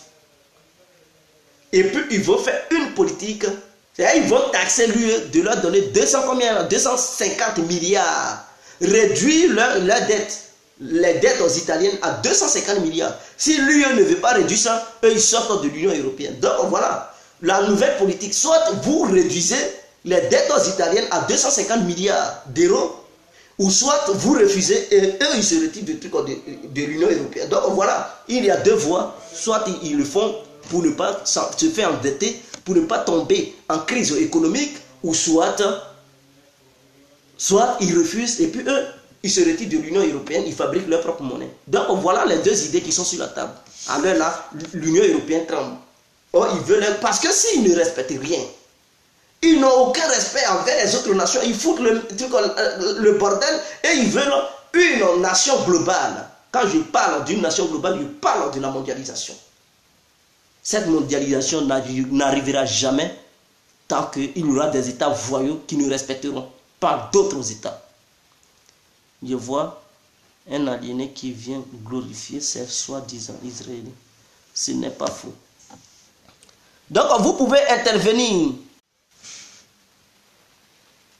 Qui a sanctionné pour la mort de Kadhafi? Tous des sorciers. J'espère que les Africains ne se mêleront pas de leur troisième guerre mondiale. Et je l'espère tous. Des grands bandits déguisés. Guégués, ce sont des voyous. J'espère la troisième. Ouais, aucun Africain ne va encore faire. C'est les USA qui bombardent le Yémen. N'oublie pas Kagame. L'ONU est complice de la CPI. Qu'Israël ne fait récupérer ses terres. Ismo champion. Israël fait récupérer quelle terre? Mais mon frère, la terre appartient à... Tu sais, l'État israélien a été créé quand? Ça fait 70 ans. C'est depuis, lors de la deuxième guerre, c'est là ils ont créé cet État-là. Ces Juifs qui sont là-bas, là, ils sont partis là-bas lors de la deuxième guerre. C'est là on les a envoyés là-bas. Sinon, c'était la terre des Palestiniens. Ils sont partis là-bas, là, ça fait 70 ans. C'est la Côte d'Ivoire même est plus vieille que leur nation. Vous savez où ils ont regardé? C'est dans la Bible. Ils ont regardé dans la Bible. On dit, ah, ça c'était la terre des Israéliens. Mais on dit, non, ils sont éparpillés dans le monde. Ce sont des nomades. Bon, on va tout faire pour leur donner leur terre. Voilà comment l'Union européenne et tout ça là, les Américains, les Russes, ils se sont organisés pour imposer ce peuple. Ils ont pris ce peuple en Europe pour les envoyer là-bas. On dit, non, c'est leur terre. Par la force. Vous comprenez? Par la force. Sinon, il n'y a pas. C'est seulement la Bible qui est le témoin. La Bible est le seul document qui justifie que oui, c'était la terre. Sinon, il n'y a pas autre document à part. Ils se sont basés sur la Bible. Vous comprenez? C'est comme si quelqu'un il a écrit une Bible sur l'Afrique et puis il dit, bon, la Côte d'Ivoire est la terre de ces gens-là. Pendant des années, nous vivons là, et puis un bon matin, ils quittent là-bas avec une armée. On dit, non, ce n'est pas la terre des Ivoiriens, c'est la terre à ceux-là. On dit, mais où? On dit, ouais, voilà, la Bible a dit ça, c'est Dieu qui a dit ça. Et puis bon, on commence à chasser les Ivoiriens, on donne cette terre à ces gens-là. Et puis on leur donne des vraies armes pour ne pas que les Ivoiriens puissent reconquérir leur terre. C'est comme ça s'est passé, mes frères. Donc si toi tu les soutiens, c'est que tu soutiens la voyousie. C'est que tu n'es pas du côté de la justice. Donc tu veux dire, le Moyen-Orient, c'est-à-dire en Syrie, tout ça là, ça appartenait aux Israéliens. C'est qu'ils n'ont qu'à prendre tout le Moyen-Orient. En commençant, et donc s'ils prennent tout le Moyen-Orient, tu vas nous dire, le peuple, c'est-à-dire les Palestiniens, les Syriens, les Turcs, les Iraniens, les Saoudiens, eux là, ils sont quittés où? Tu vas nous montrer leur terre. Comme tu dis, c'est pour ceux-là, les Juifs là, c'est à eux, le Moyen-Orient là. Les autres là, ils sont quittés où? Est-ce que tu es capable de nous dire où ils sont quittés? Tu es capable de montrer leur terre? Mais frère, arrêtez ça. Oh, ça, on sait bel et bien que ceux-là, ils sont quittés en Occident pour aller là-bas. Mais les autres, eux, ils vivaient là. Et puis on les chasse, on dit ça appartient à ceux-là parce qu'ils ont vu dans la Bible. Maintenant, comme toi, tu dis ça n'appartient pas aux autres. Mais les autres là, ils sont quittés où? Montre-nous leur terre. Parce qu'ils ont besoin de leur terre. Donc si vous pensez que ce n'est pas chez eux, mais montrez leur terre, ils vont aller là-bas. Mais vous êtes incapable de montrer leur terre. Vous êtes incapable parce que c'est une conspiration mondiale, européenne, qui a fait de ce peuple ce qu'il est aujourd'hui. Voilà, c'est la France qui leur a donné même un truc, l'arme atomique.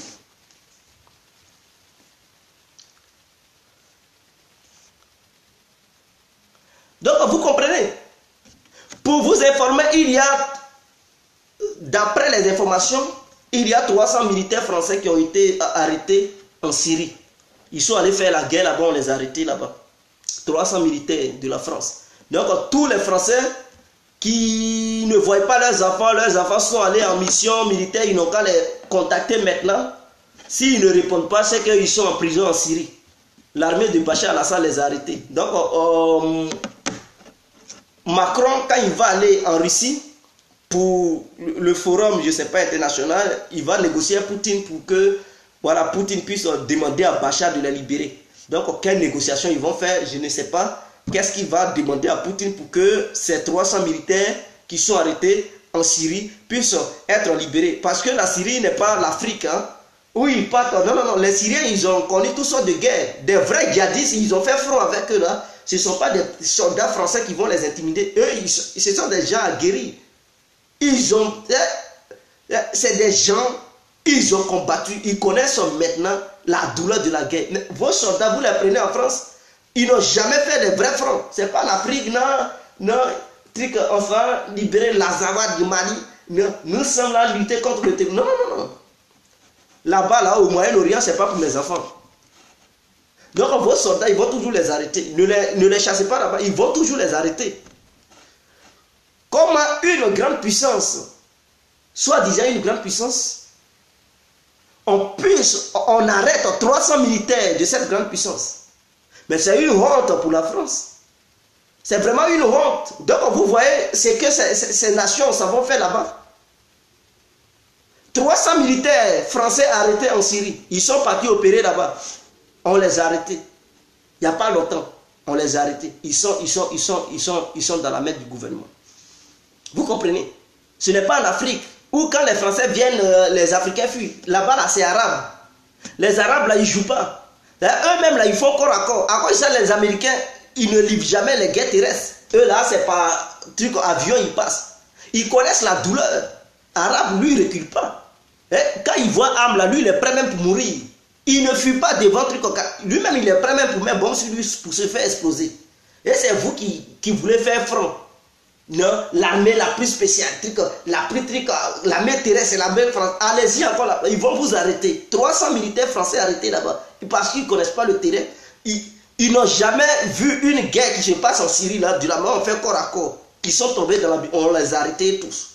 Vous voyez? Donc, si c'est en Afrique, il y a longtemps, ils allaient même pression maintenant. Bachar, lui, où il est là, il s'en fout de pression.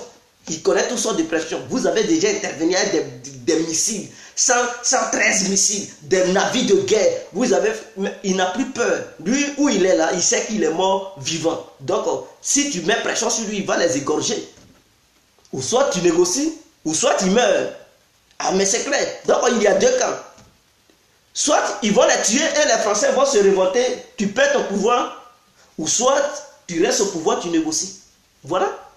Donc les Arabes, ce n'est pas des Africains peureux. Eux, ils ne fuient même pas ces grandes nations. Ils ne fuient pas. Malgré qu'ils ne sont pas armés, super armés. Mais avec leur Kalachnikov, ils tiennent, ils font front, ils se battent jusqu'à fond. Et c'est ça un peuple guerrier. Moi, je les respecte. C'est des gens, ils sont des vrais guerriers. Quand il y a le feu, ils rentrent là-bas. Quand il y a le feu, ils rentrent là-bas. Donc la bataille de là-bas, c'est pas... L'Afrique, là, c'est facile. Ils envahissent là-bas et puis ils occupent. Là-bas, là, pour envahir là-bas, vraiment, il faut dépenser des milliards. Parce que pour les déstabiliser, là, c'est pas comme tu influences, tu prends ton portail, tu ne fais pas, je t'enlève pour lui, il s'en fout. Et pour les déstabiliser, là, il faut investir beaucoup. Prendre des milliards de dollars, des navires de guerre, prendre des armes les plus sophistiquées pour pouvoir les déstabiliser. Mais ils ne sont pas super armés. Ah mais c'est des gens, ils ne reculent jamais devant quoi que ce soit. Mais quand c'est l'Afrique, on est trop mou. On subit. Quel est ce peuple esclave qui ne veut jamais, qui veut toujours rester employé, mais qui ne veut pas devenir employeur pour aussi employer. Tu donnes dans le salon de quelqu'un. Mais fais tout aussi pour que quelqu'un aussi donne dans ton salon. C'est pas parce que moi j'ai dormi dans ton salon que je vais rester là toute ma vie à passer ma vie à dormir dans ton salon. Non, un moment viendra où moi aussi je vais vouloir que quelqu'un aussi dorme dans mon salon. Je veux aussi montrer à celui qui m'avait logé que je suis capable aussi de loger quelqu'un d'autre. Mais le noir, non, ce n'est pas le cas. Et lui, il est toujours dans le salon et il se sent heureux. Il se sent heureux. Il est toujours là-dedans. Il veut être toujours esclave. Quel est ce peuple? Le monde évolue. Je vous explique ce qui se passe dans le monde. Cette globalisation n'aura jamais lieu parce qu'il y a des États qui ne respectent pas d'autres États. Et si jamais, ces États qui ne respectent pas les autres États, s'ils ne veulent pas aussi se révolter pour équilibrer les forces dans ce monde, ils deviendront des nourritures pour les États les plus forts qui n'ont jamais eu de considération avec eux. Et vous allez devenir des nourritures pour ces États-là. Vous devez comprendre, chers Noirs, chers Négresses, chers Africains, chers Africaines, en 2030, les Africains vont atteindre le chiffre de 2 milliards, quelques trucs d'habitants sur le territoire africain. 2 milliards, quelques trucs sur le territoire africain, s'il vous plaît. Et nous sommes encore dans 1 milliard, on n'arrive même pas à nous nourrir. On ne parvient pas à nous nourrir, nous. On n'est pas encore si nombreux. Les Chinois, ils sont nombreux, mais ils arrivent à se nourrir. C'est un seul pays, ce n'est pas un continent. Un seul pays arrive à se nourrir. Un seul pays est déjà 1 milliard. En Afrique, on n'est pas trop nombreux. Parce que quand on parle de l'Afrique, on parle de tous les pays africains. Mais malgré ça, on ne parvient même pas à nous nourrir, nous Africains. On est dans 1 milliard, je ne sais pas, 500 000 ou bien 700 000, je ne sais pas. C'est 1 milliard, non, 1 milliard, 500 millions, 700 millions d'Africains, je ne sais pas. Mais en 2030, on va passer à 2 milliards, combien de millions d'Africains? Si à 1 milliard, on n'arrive même pas à se nourrir, c'est à 2 milliards qu'on pourra se nourrir. C'est toi, tu as mis tes enfants au monde, tu vis dans ta propre maison, tu as 2 enfants, tu n'arrives même pas à les nourrir. Et une autre famille veut prendre en même temps 10 enfants pour venir dans cette même famille. Mais est-ce que vous pouvez manger? Mais c'est la faim qui va vous détruire. Voilà ce que les Africains devraient voir. Ils devraient prolonger leur vision, leurs idées pour dire, ah, nous sommes à 1 milliard, combien de millions de personnes? On ne parvient même pas à encadrer cette jeunesse. Cette population qui souffre déjà, qui n'arrive même pas de quoi en gagner. Sachant bel et bien qu'on n'est pas encore nombreux. En 2030, on va être nombreux. Quelle politique nous pouvons mettre sur pied pour pouvoir encadrer toute cette population qui va naître d'ici 2030? Non, on ne pense pas à ça. On fait une politique de voyousie, une politique qui n'a pas de sens, une politique qui n'arrange même pas l'Afrique. On n'est même pas des protectionnistes. Vous voyez, le monde change. Vous êtes des libéraux. Oh, la politique libérale ne paye pas. Il faut être libéral lorsque tu es déjà puissant. Lorsque tu as déjà tout et que tu peux parler d'égal à égal avec les autres nations. Mais si tu ne peux pas parler d'égal à égal, il faut être un protectionniste. Protège ce que tu as. Si tu ne protèges pas, tout le monde va venir te voler. Tu vas dire non, il faut partager les autres nations, il faut faire l'échange commercial. Mais mes frères, quand eux ils viennent là, ou bien quand elles viennent, ces nations-là, mon frère, toi, ton pourcentage est combien? Et puis elles, leur pourcentage sont combien? Elles vont prendre beaucoup et toi tu as peu. Ça, c'est la politique libérale. Tu n'es pas puissant, tu veux faire une politique libérale. Même les Américains, ils ont compris qu'il faut faire la politique du protectionnisme. Malgré leur puissance, ils comprennent qu'ils sont malmenés par les Chinois. Ils sont malmenés par la Chine. Parce qu'ils se disent, dans leurs accords qu'ils ont signés à la Chine en prend beaucoup de pourcentage, et puis eux, ils ne prennent pas beaucoup. Donc, il faut faire une politique de protectionnisme, il faut taxer. Ils se sont attendus entre eux et les Chinois pour dire, pour éviter la guerre économique, il faut s'entendre pour signer des nouveaux trucs, revoir, signer des nouveaux accords. Ils se sont attendus. Ils se sont attendus. Mais nous, on n'est pas puissants et c'est nous qui, raison pour laquelle on vole tout. On prend tout en Afrique et puis ils prennent tout en Afrique, ils partent. Et c'est nous qui souffrons. Cette population d'1 milliard de personnes, on n'arrive même pas à la nourrir. En 2030, on pourra nourrir 2 milliards. Combien de millions de personnes?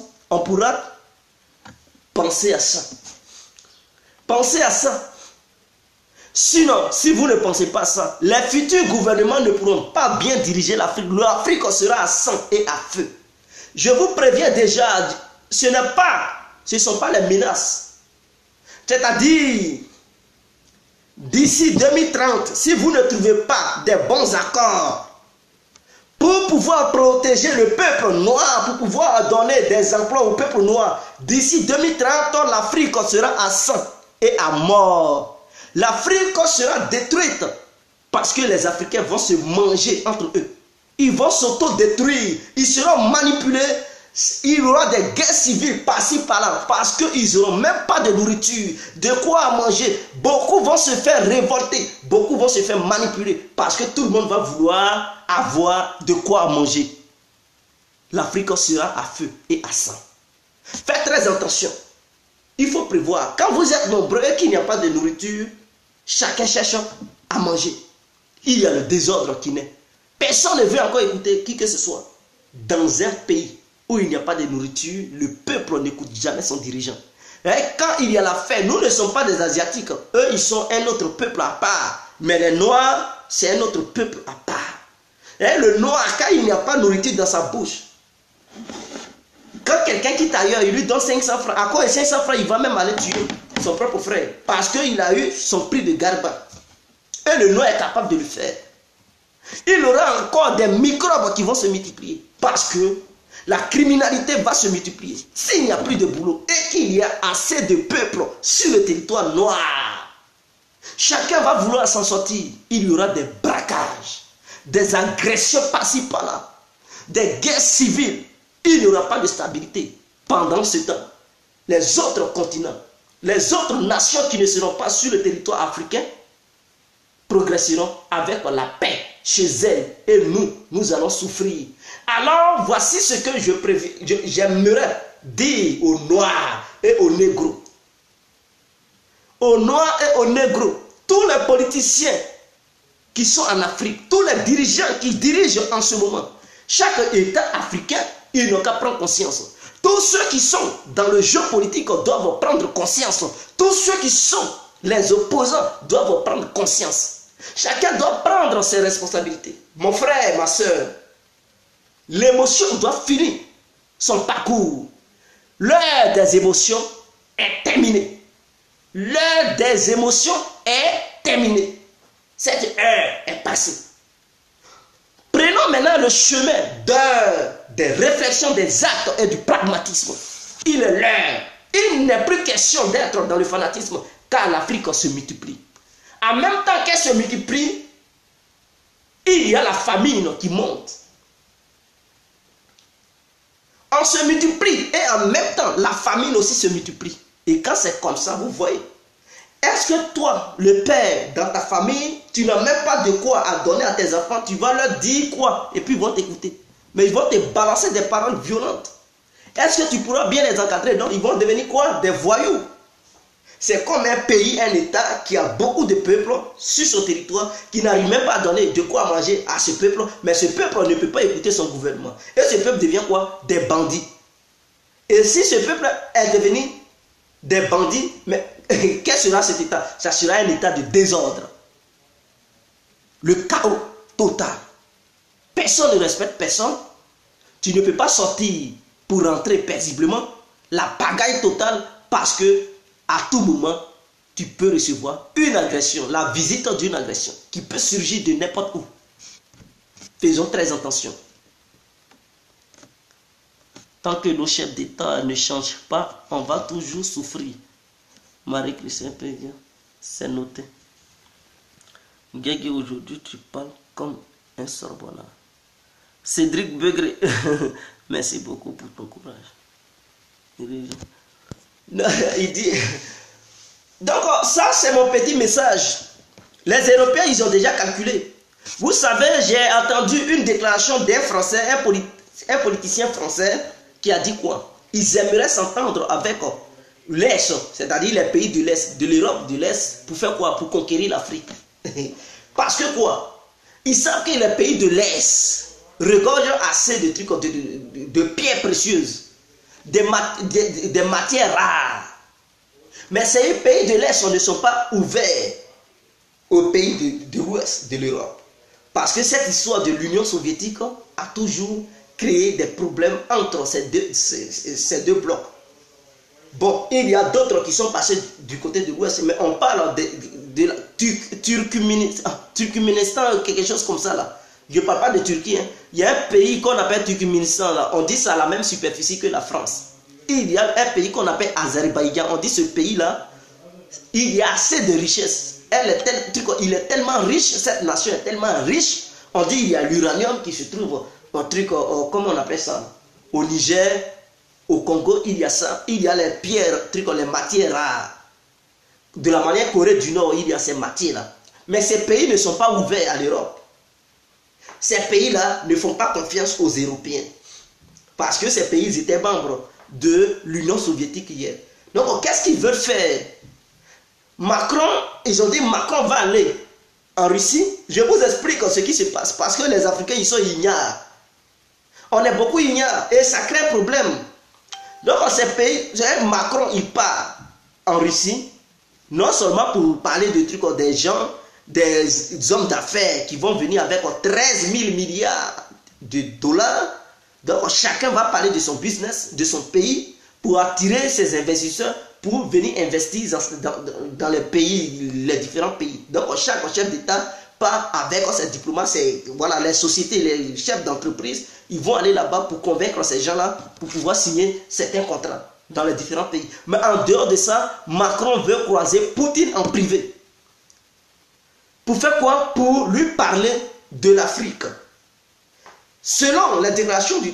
Parce que j'ai oublié la vidéo, mais quand je quitte comme ça, au truc et que je viens à la maison, je pars faire des recherches un peu pour m'informer, me cultiver. Je ne suis pas un politologue, mais je regarde ce qui se passe partout autour de nous. Donc ce dernier a dit quoi? Macron part voir Poutine parce que la Russie bloque les pays de l'Ouest à ne pas investir de l'autre côté. Sachant bien que ces pays de l'Est sont beaucoup riches. Donc ils veulent demander à la Russie, à l'aide de la Russie pour pouvoir leur permettre d'envoyer leurs entreprises là-bas. Envoyer les entreprises françaises de l'autre côté en Europe de l'Est. Et maintenant en échange, les Russes vont les aider à envoyer. C'est-à-dire qu'eux, ils vont coopérer les sociétés russes sur le territoire africain parce que les Russes, en matière de pétrole et de trucs extraits, les matières, les Russes, ils sont forts, ils ont des bonnes machines pour pouvoir extraire le pétrole au milieu de la mer parce que c'est un pays qui produit le pétrole, ils connaissent ça. Pour creuser l'or, diamant, les trucs, ces matières-là, les Russes, ils sont forts. Donc, ils disent quoi? Ils vont parler de ça. C'est-à-dire, ils vont essayer de travailler en même temps avec les entreprises russes sur le territoire africain. Parce que c'est encore un autre marché que les Russes n'ont pas encore eu. Donc, ils vont aller traiter comme ça là-bas. Eux, ils vont proposer aux Russes de coopérer avec eux dans ces pays-là. Donc, les Russes vont donner, c'est-à-dire les Russes vont être les garants entre les pays de l'Europe de l'Ouest et les pays de l'Europe de l'Est. Vous comprenez? Les pays de l'Europe de l'Est, eux, ils ont peur des trucs des pays de l'Europe de l'Ouest parce qu'ils disent non, c'est une guerre qui entre ces deux blocs-là. Ils ne veulent pas voir leurs entreprises là-bas, sur leur territoire. Donc, ils les refusent. Et ce sont les Chinois qui prennent ces marchés-là, plus les Russes. Donc, eux, maintenant, ils veulent proposer un nouveau marché aux Russes. C'est-à-dire, ils vont se cacher derrière les entreprises russes pour investir là-bas. Et quand ces pays vont vouloir parler, la Russie va dire non, ne vous inquiétez pas, nous, on vous protège. Contre cela, donc vous allez partager des trucs, comme on appelle ça, 50-50, des contrats de gagnant-gagnant. Donc ne vous inquiétez pas, la Russie est la médiatrice. Est-ce que vous comprenez? En retour, eux maintenant, ils vont se mettre ensemble avec les entreprises russes pour opérer sur le territoire africain. Voilà les accords qu'ils veulent conclure. Donc les Noirs, ils ne comprennent pas. Ils ne comprennent pas. C'est-à-dire... Ils ont un problème avec l'Amérique aujourd'hui. Donc, ils veulent maintenant devenir aussi puissants pour parler devant les grands. Parce qu'aujourd'hui, l'Europe n'est plus écoutée. Hein, les Américains les boycottent ici. Les Européens, ils ne font pas le poids devant l'Amérique. Ils ne font pas le poids devant les Russes. Ils ne font pas le poids devant la Chine. Donc, eux, ils sont là, ils ne savent plus comment faire. Ils veulent devenir aussi puissants, s'imposer. Donc, ils veulent chercher des nouveaux marchés. Mais en cherchant ces marchés-là, ils donnent quoi aux Russes? Parce qu'ils s'attendent pas les Russes. Maintenant, ils veulent nouer encore des nouvelles négociations, des nouveaux marchés. Qu'est-ce qu'il faut faire? Il faut leur proposer l'Afrique. Comme si l'Afrique les appartenait. Vous comprenez l'hypocrisie de la France? C'est-à-dire, nous, Africains, on est en Afrique. On ne sait même pas qu'est-ce que la France... Ils savent que les Russes partent en Afrique de façon puissante. Donc, on ne pourrait pas perdre l'Afrique. Eux, maintenant, ils veulent se dépêcher en même temps pour leur proposer un autre truc, accord. Sans que les Africains ne se mêlent de ces accords. Donc, eux, ils vont... Vous trouvez ça normal? C'est nous, on est en Afrique, et c'est eux qui jugent des marchés ici pour nous. C'est eux qui cherchent des partenaires qui vont aller exploiter l'Afrique. Vous trouvez cela normal? Mais c'est à nous de chercher des gens qui doivent travailler à nous. Ce n'est pas à la France d'aller chercher des gens parce qu'elle se sent menacée en Afrique là-bas et puis elle veut aussi d'autres matières rares qu'on ne trouve pas. Alors comme la France veut ça, elle veut maintenant passer un accord. Et c'est pour ça que Macron il part là-bas. Non seulement il part là-bas pour parler de la Syrie, de l'Iran et de l'Ukraine. Mais en dehors de ça, ils vont parler aussi de l'Afrique. Voilà ce que le diplomate français a dit. Un homme, ça m'a fait mal quand j'ai écouté ça. J'ai dit, dans tout ça, là, les Noirs, ils sont où? Et eux, ils sont hors du jeu. Et c'est la France qui parle de la richesse de l'Afrique avec d'autres puissances mondiales. C'est la France qui décide où les autres doivent aller pour investir, dans quel domaine ils doivent. Et nous, on fait quoi? Et ils vont prendre ces gens-là, ils vont aller là-bas, ils vont menacer nos dirigeants, signer tel accord. Et puis on va signer bêtement. Vers la fin, les Africains seront dans la pauvreté. Sachant bien que le peuple africain se multiplie. On fait quoi? On fait quoi?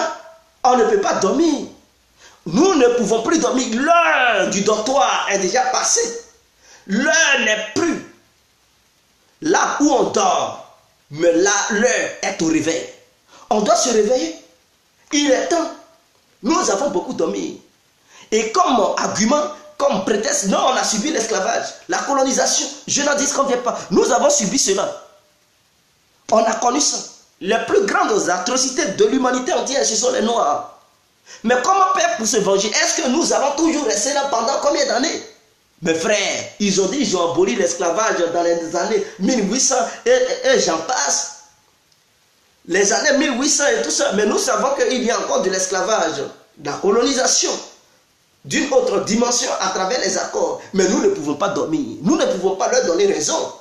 Vous voyez Israël, l'Amérique qui fout la main, la France qui négocie à la place des nations de l'Afrique, de l'Ouest et même partout en Afrique, les Américains qui prennent des décisions pour négocier à la place des nations de l'Afrique, de l'Ouest et du Sud, et nous, les Noirs, on est là, on ne voit rien là-dedans. À l'ONU, c'est la France qui parle à notre place, on n'a aucun mot à dire, et la position française, tous les États français, toutes les colonies françaises en Afrique doivent aussi se rallier aux positions françaises à l'ONU.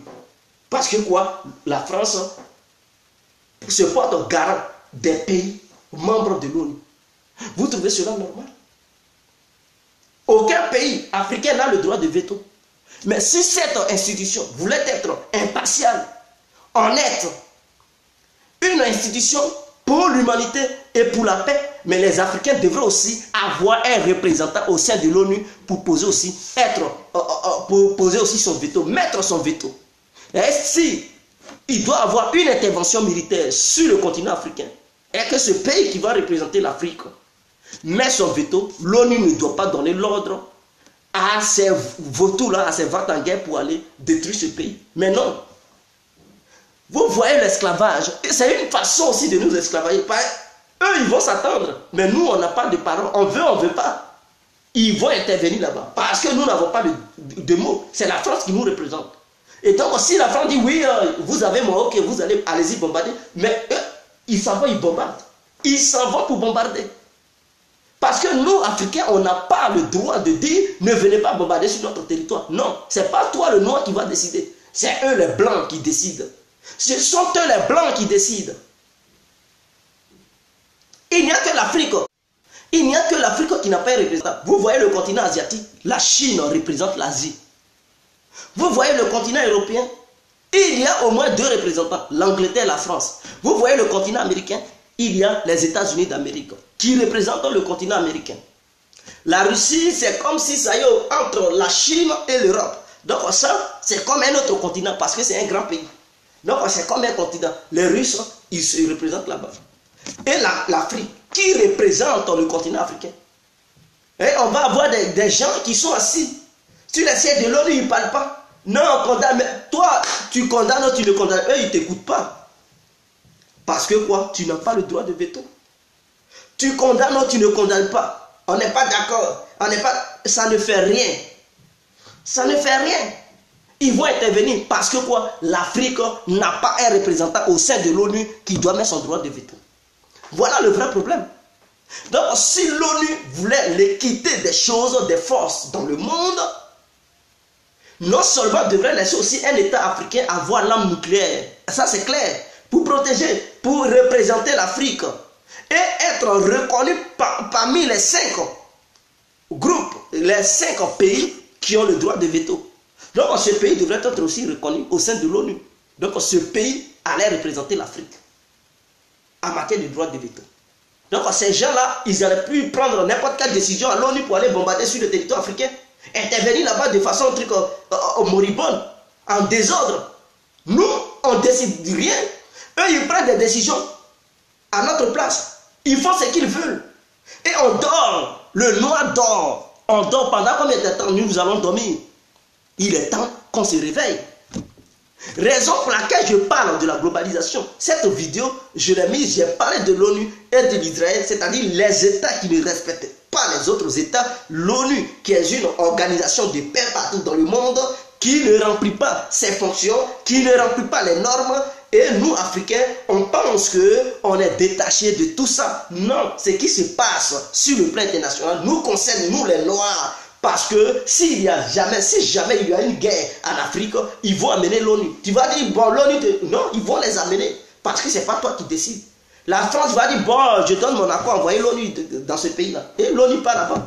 On ne veut pas. Et puis tu ne veux pas, ça fait quoi? Parce que tu n'as pas un droit de veto. Tu as quel représentant? C'est la France qui te représente. Mais c'est la France aussi qui fout la merde. Et la France va envoyer l'ONU là-bas. Et toi, tu fais quoi? Tu es obligé de subir.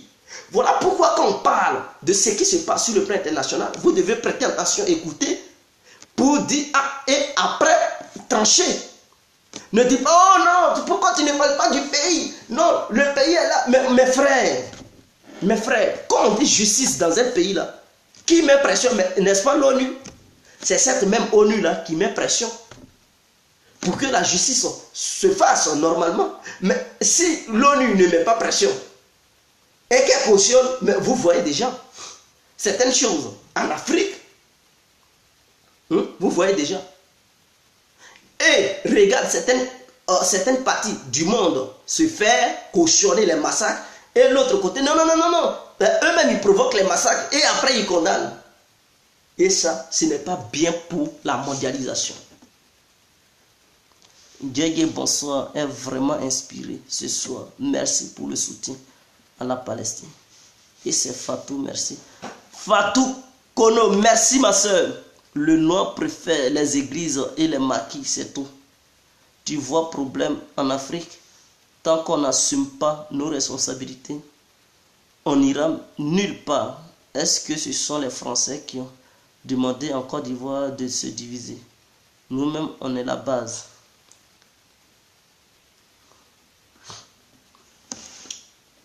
Mon frère, quand tu dis, est-ce que ce sont les Français qui ont demandé les Ivoiriens de se diviser et que nous-mêmes, on est à la base? Raison pour laquelle je dis, prêtez très attention, prêtez attention quand je parle. Parce que ce que je viens de dire, tout est là-dedans. J'ai dit quoi dans mes propos préalables, mes propos que j'ai tenus auparavant? J'ai dit quoi? Je dis, nous, en Afrique, nous sommes déjà 1 milliard. Combien de millions? Quelques millions. Et on n'a pas de travail. On meurt à cause de la famine. On meurt à cause de trucs, on manque de travail. On ne travaille pas. Le peuple fuit l'Afrique parce qu'il n'y a pas de boulot. La misère tue les Africains, ils meurent dans l'eau. Et je vous ai dit tout de suite qu'en 2030, on va atteindre 2 milliards d'Africains. Et pour le moment, on est 1 milliard. La misère bat son plein sur le territoire africain. En 2030, on sera 2 milliards, quelques millions. Ça va devenir quoi la situation? Et là où il y a la famine, il n'y a plus de respect. Là où il y a la famine, c'est le désordre. Là où il y a la famine, il y a aussi la manipulation. C'est-à-dire quoi? Toi, tu as fait, quelqu'un vient te donner 1000 francs, il dit va faire telle opération. Mon frère, depuis matin, tu n'as pas mangé. Tu ne sais même pas qui va te donner de quoi manger. Tes parents n'ont rien préparé parce qu'ils n'ont pas de boulot. Et puis tout le monde pleure. Ta famille, tu as un membre de ta famille qui est couché, qui n'a même pas de quoi à se faire soigner. L'argent, il n'y en a pas. Et puis tu vois que c'est grave. Quelqu'un vient te proposer. Il dit, mon frère, voilà 50 000 francs. Fais telle opération. Mon frère, tu seras obligé. Même si tu n'es pas né mauvais, tu seras obligé d'aller opérer. Pourquoi? Sauver l'un de tes membres qui est sur le lit d'hôpital, qui ne va pas bien, et qu'on doit guérir à cause de 25 000 francs. Maintenant, toi, on te donne 50 000. C'est-à-dire, tu dois soigner le membre de ta famille à 25 000 et tu vas encore gagner comme bénéfice 25 000. Si on te dit, va tuer quelqu'un, tu es prêt même à aller assassiner la personne. Pourquoi? Parce que la misère est là. Et qui provoque cette misère, mon frère? C'est là la question. Qui provoque la misère? Quels sont ceux qui sont à la base de cette misère? Quels sont ceux qui empêchent l'Afrique de se développer? Voilà la vraie question. Donc, en disant, quand tu dis, quand tu écris, pour dire, est-ce que ce sont eux qui nous ont dit de nous déstabiliser en Afrique? Mais oui, ce ne sont pas eux seulement. Le noir a sa part de responsabilité, mais nous ne pouvons pas les écarter parce qu'eux ici, ils n'auraient pas de responsabilité. Ce sont eux qui nous ont imposé des accords. Ce sont eux. Nous, on a manifesté pour avoir nos différentes indépendances. Mais dans cette histoire d'indépendance, ils nous ont obligés à nous faire signer certains accords en guise de nous donner une, soit en disant, entre guillemets, indépendance. Donc, ces accords qu'ils ont signés avec nous, ça ne nous arrange pas. Le système politique dans lequel ils nous ont mis ne nous arrange pas. N'est-ce pas eux qui n'ont pas, mais c'est pas eux qui ont envoyé la démocratie en Afrique? Est-ce que la démocratie arrange les Africains? Ça n'arrange pas. La démocratie est un système qui empêche les pays d'évoluer. Un pays devient démocrate lorsqu'il est maintenant développé. Un pays ne se développe pas lorsqu'il est démocrate au début. Jamais. Et vous devez comprendre cela. La France ne s'est pas développée en étant dans le système démocratique. La Chine ne s'est pas développée en étant dans le système démocratique. La Russie ne s'est pas développée, l'URSS ne s'est pas développée en étant dans le système démocratique. L'Amérique ne s'est pas développée en étant dans le système démocratique. Et vous pouvez faire le tour du monde, tous ces pays qui se sont développés, qui sont dans la démocratie, n'ont pas connu leur émergence en étant dans le système démocratique. Non. Loin de là. Ces pays ne se sont pas développés en étant sur le système, dans le système démocratique. Ils étaient dans un autre système. Après leur développement, ils sont de l'autre système, ils sont venus dans la démocratie. pour ne pas bousiller maintenant ce qu'ils avaient déjà développé. Est-ce que vous comprenez? Donc le vrai problème, c'est que quoi? Les systèmes qu'ils ont implantés en Afrique, ils ont oublié les Africains être dans certains systèmes dans lesquels ils peuvent changer le pouvoir à tout moment. C'est-à-dire quoi? Le système démocratique consiste à élire des présidents de la République. Mais si le peuple vote un président de la République, ce président, il aura des opposants, n'est-ce pas? Ces opposants, eux aussi, leur envie, c'est de faire quoi? C'est de prendre le pouvoir. Ils bataillent, ils militent pour prendre le pouvoir. Maintenant, le président que le peuple a mis, si lui, il lutte pour les intérêts du peuple et qu'il ne veut pas lutter pour les intérêts des impérialistes, ils vont tout de suite dire qu'il est dictateur. Alors, comme arme fatale, il aura la propagande médiatique. Et cette propagande, comme beaucoup ne sont pas formés, alors ils vont prendre un coup, ils vont tomber dans le piège. Parce que le monde est rempli de pièges. Quand ils vont tomber dans le piège, ils vont penser que oui, c'est un dictateur. Pendant que la propagande se mène, c'est une arme fatale. L'art de la parole. La propagande va se propager partout dans le monde. Et pendant que l'offensive médiatique se mène, il y aura des gens sur le terrain à travers les ONG pour financer des individus qui seront sur le territoire. C'est-à-dire quoi? Les militants de l'autre leader, ils vont financer ces militants pour déstabiliser les autres. Et mon frère, c'est clair, soit une rébellion, soit un coup d'État, ou bien la révolte populaire. Et ils vont faire chuter ce régime, mettre un autre régime. Et ce régime nouveau qui va être là, ils vont dire, oh, c'est un régime démocratique. Mais ce régime ne travaillera pas pour le peuple. Et qu'est-ce qui va suivre? La misère, le chômage. Et qui va subir? Mais le peuple noir va subir. Voilà pourquoi ils ont mis le système démocratique. Le système démocratique, c'est un système qui consiste à changer les dirigeants qui ne font pas l'affaire des Occidentaux. Voilà la définition pure et nette. Parce que si nous étions dans un autre système, ils ne pouvaient pas changer les pouvoirs en Afrique quand ils voudront. Non, ça allait être difficile. Donc voilà comment ils ont élaboré. C'est une manière encore de nous esclavagiser. C'est une manière de nous exploiter. Nous n'avons pas compris. On ne comprend pas. Mais aujourd'hui, on ne peut pas encore quitter dans ce système pour revenir encore dans un autre système. Les Noirs sont habitués à ce système démocratique. Si tu veux changer de système, ils vont te dire tu es un dictateur. Et quoi? Eux aussi vont faire la propagande que oui, ce pays, c'est un pays dictatorial. Et le peuple aussi va dire oui, on ne veut pas un régime comme ça. Tout le monde va se révolter. Ce régime va toujours chuter. Donc on a nous-mêmes, Africains, on a un problème.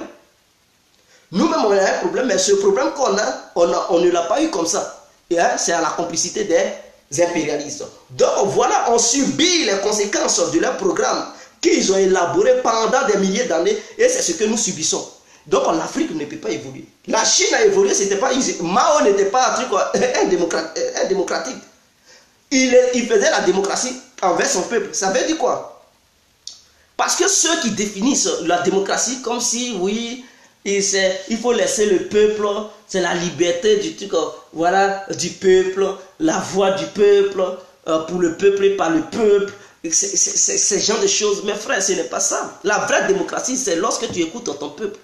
La vraie démocratie, c'est lorsque tu t'occupes de ton peuple. Tu ne massacres pas ton peuple. Tu n'es pas brutal envers ton peuple. Tu es à l'écoute de ton peuple. Tu donnes tout ce dont ton peuple a besoin. Tu protèges ton peuple vers les autres, contre les autres plutôt. Voilà, tu es un vrai démocrate. Mais la démocratie, où tu brutalises ton peuple, tu arraches tout à ton peuple pour donner ça à l'autre. Et l'autre, il t'apprécie, il dit oui, toi tu es gentil. Pendant ce temps, ton peuple souffre. Mon frère, toi tu appelles ça comment? Tu appelles ça la démocratie parce que quoi? Tu peux critiquer.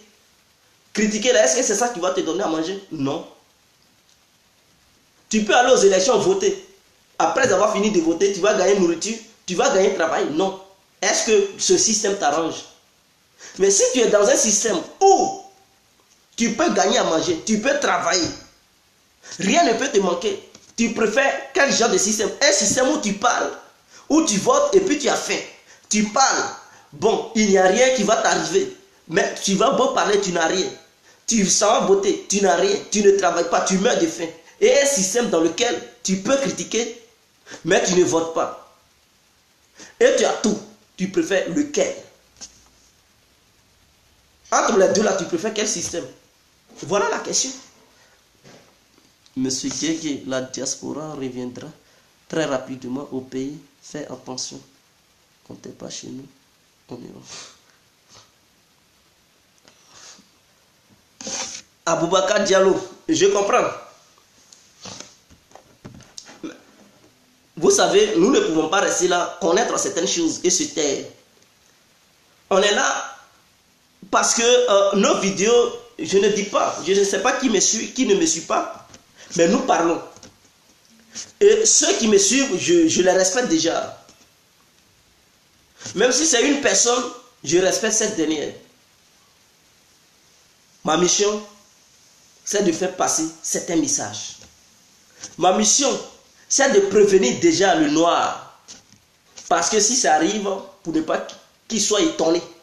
Même si tous les noirs ne savent pas, il faudrait que certains noirs qui sont dans le monde des noirs, dans ce monde, dans ce bas monde dans lequel nous vivons, puissent dire, ah, j'avais attendu ça un jour. Donc je savais déjà ça. J'avais attendu ça dans la bouche d'un certain guerrier complet. Mais je ne savais pas que ça allait arriver. Ah, donc ce qu'il avait dit, c'était vrai. Donc j'étais déjà prévenu. Et qu'est-ce qu'on doit faire? La solution est dans mes propos. La solution se trouve dans mes propos. Voilà ma mission. Donc je pense qu'on a beaucoup duré. Nous allons essayer de stopper la vidéo. Vive toute l'Afrique. Vive la Côte d'Ivoire. Vive les Ivoiriens, vive les Ivoiriennes, vive les Africains, vive les Africains. C'était l'incontournable Guégué compris. Big up à tous ceux qui sont connectés. Big up à vous tous. On est ensemble. Ciao.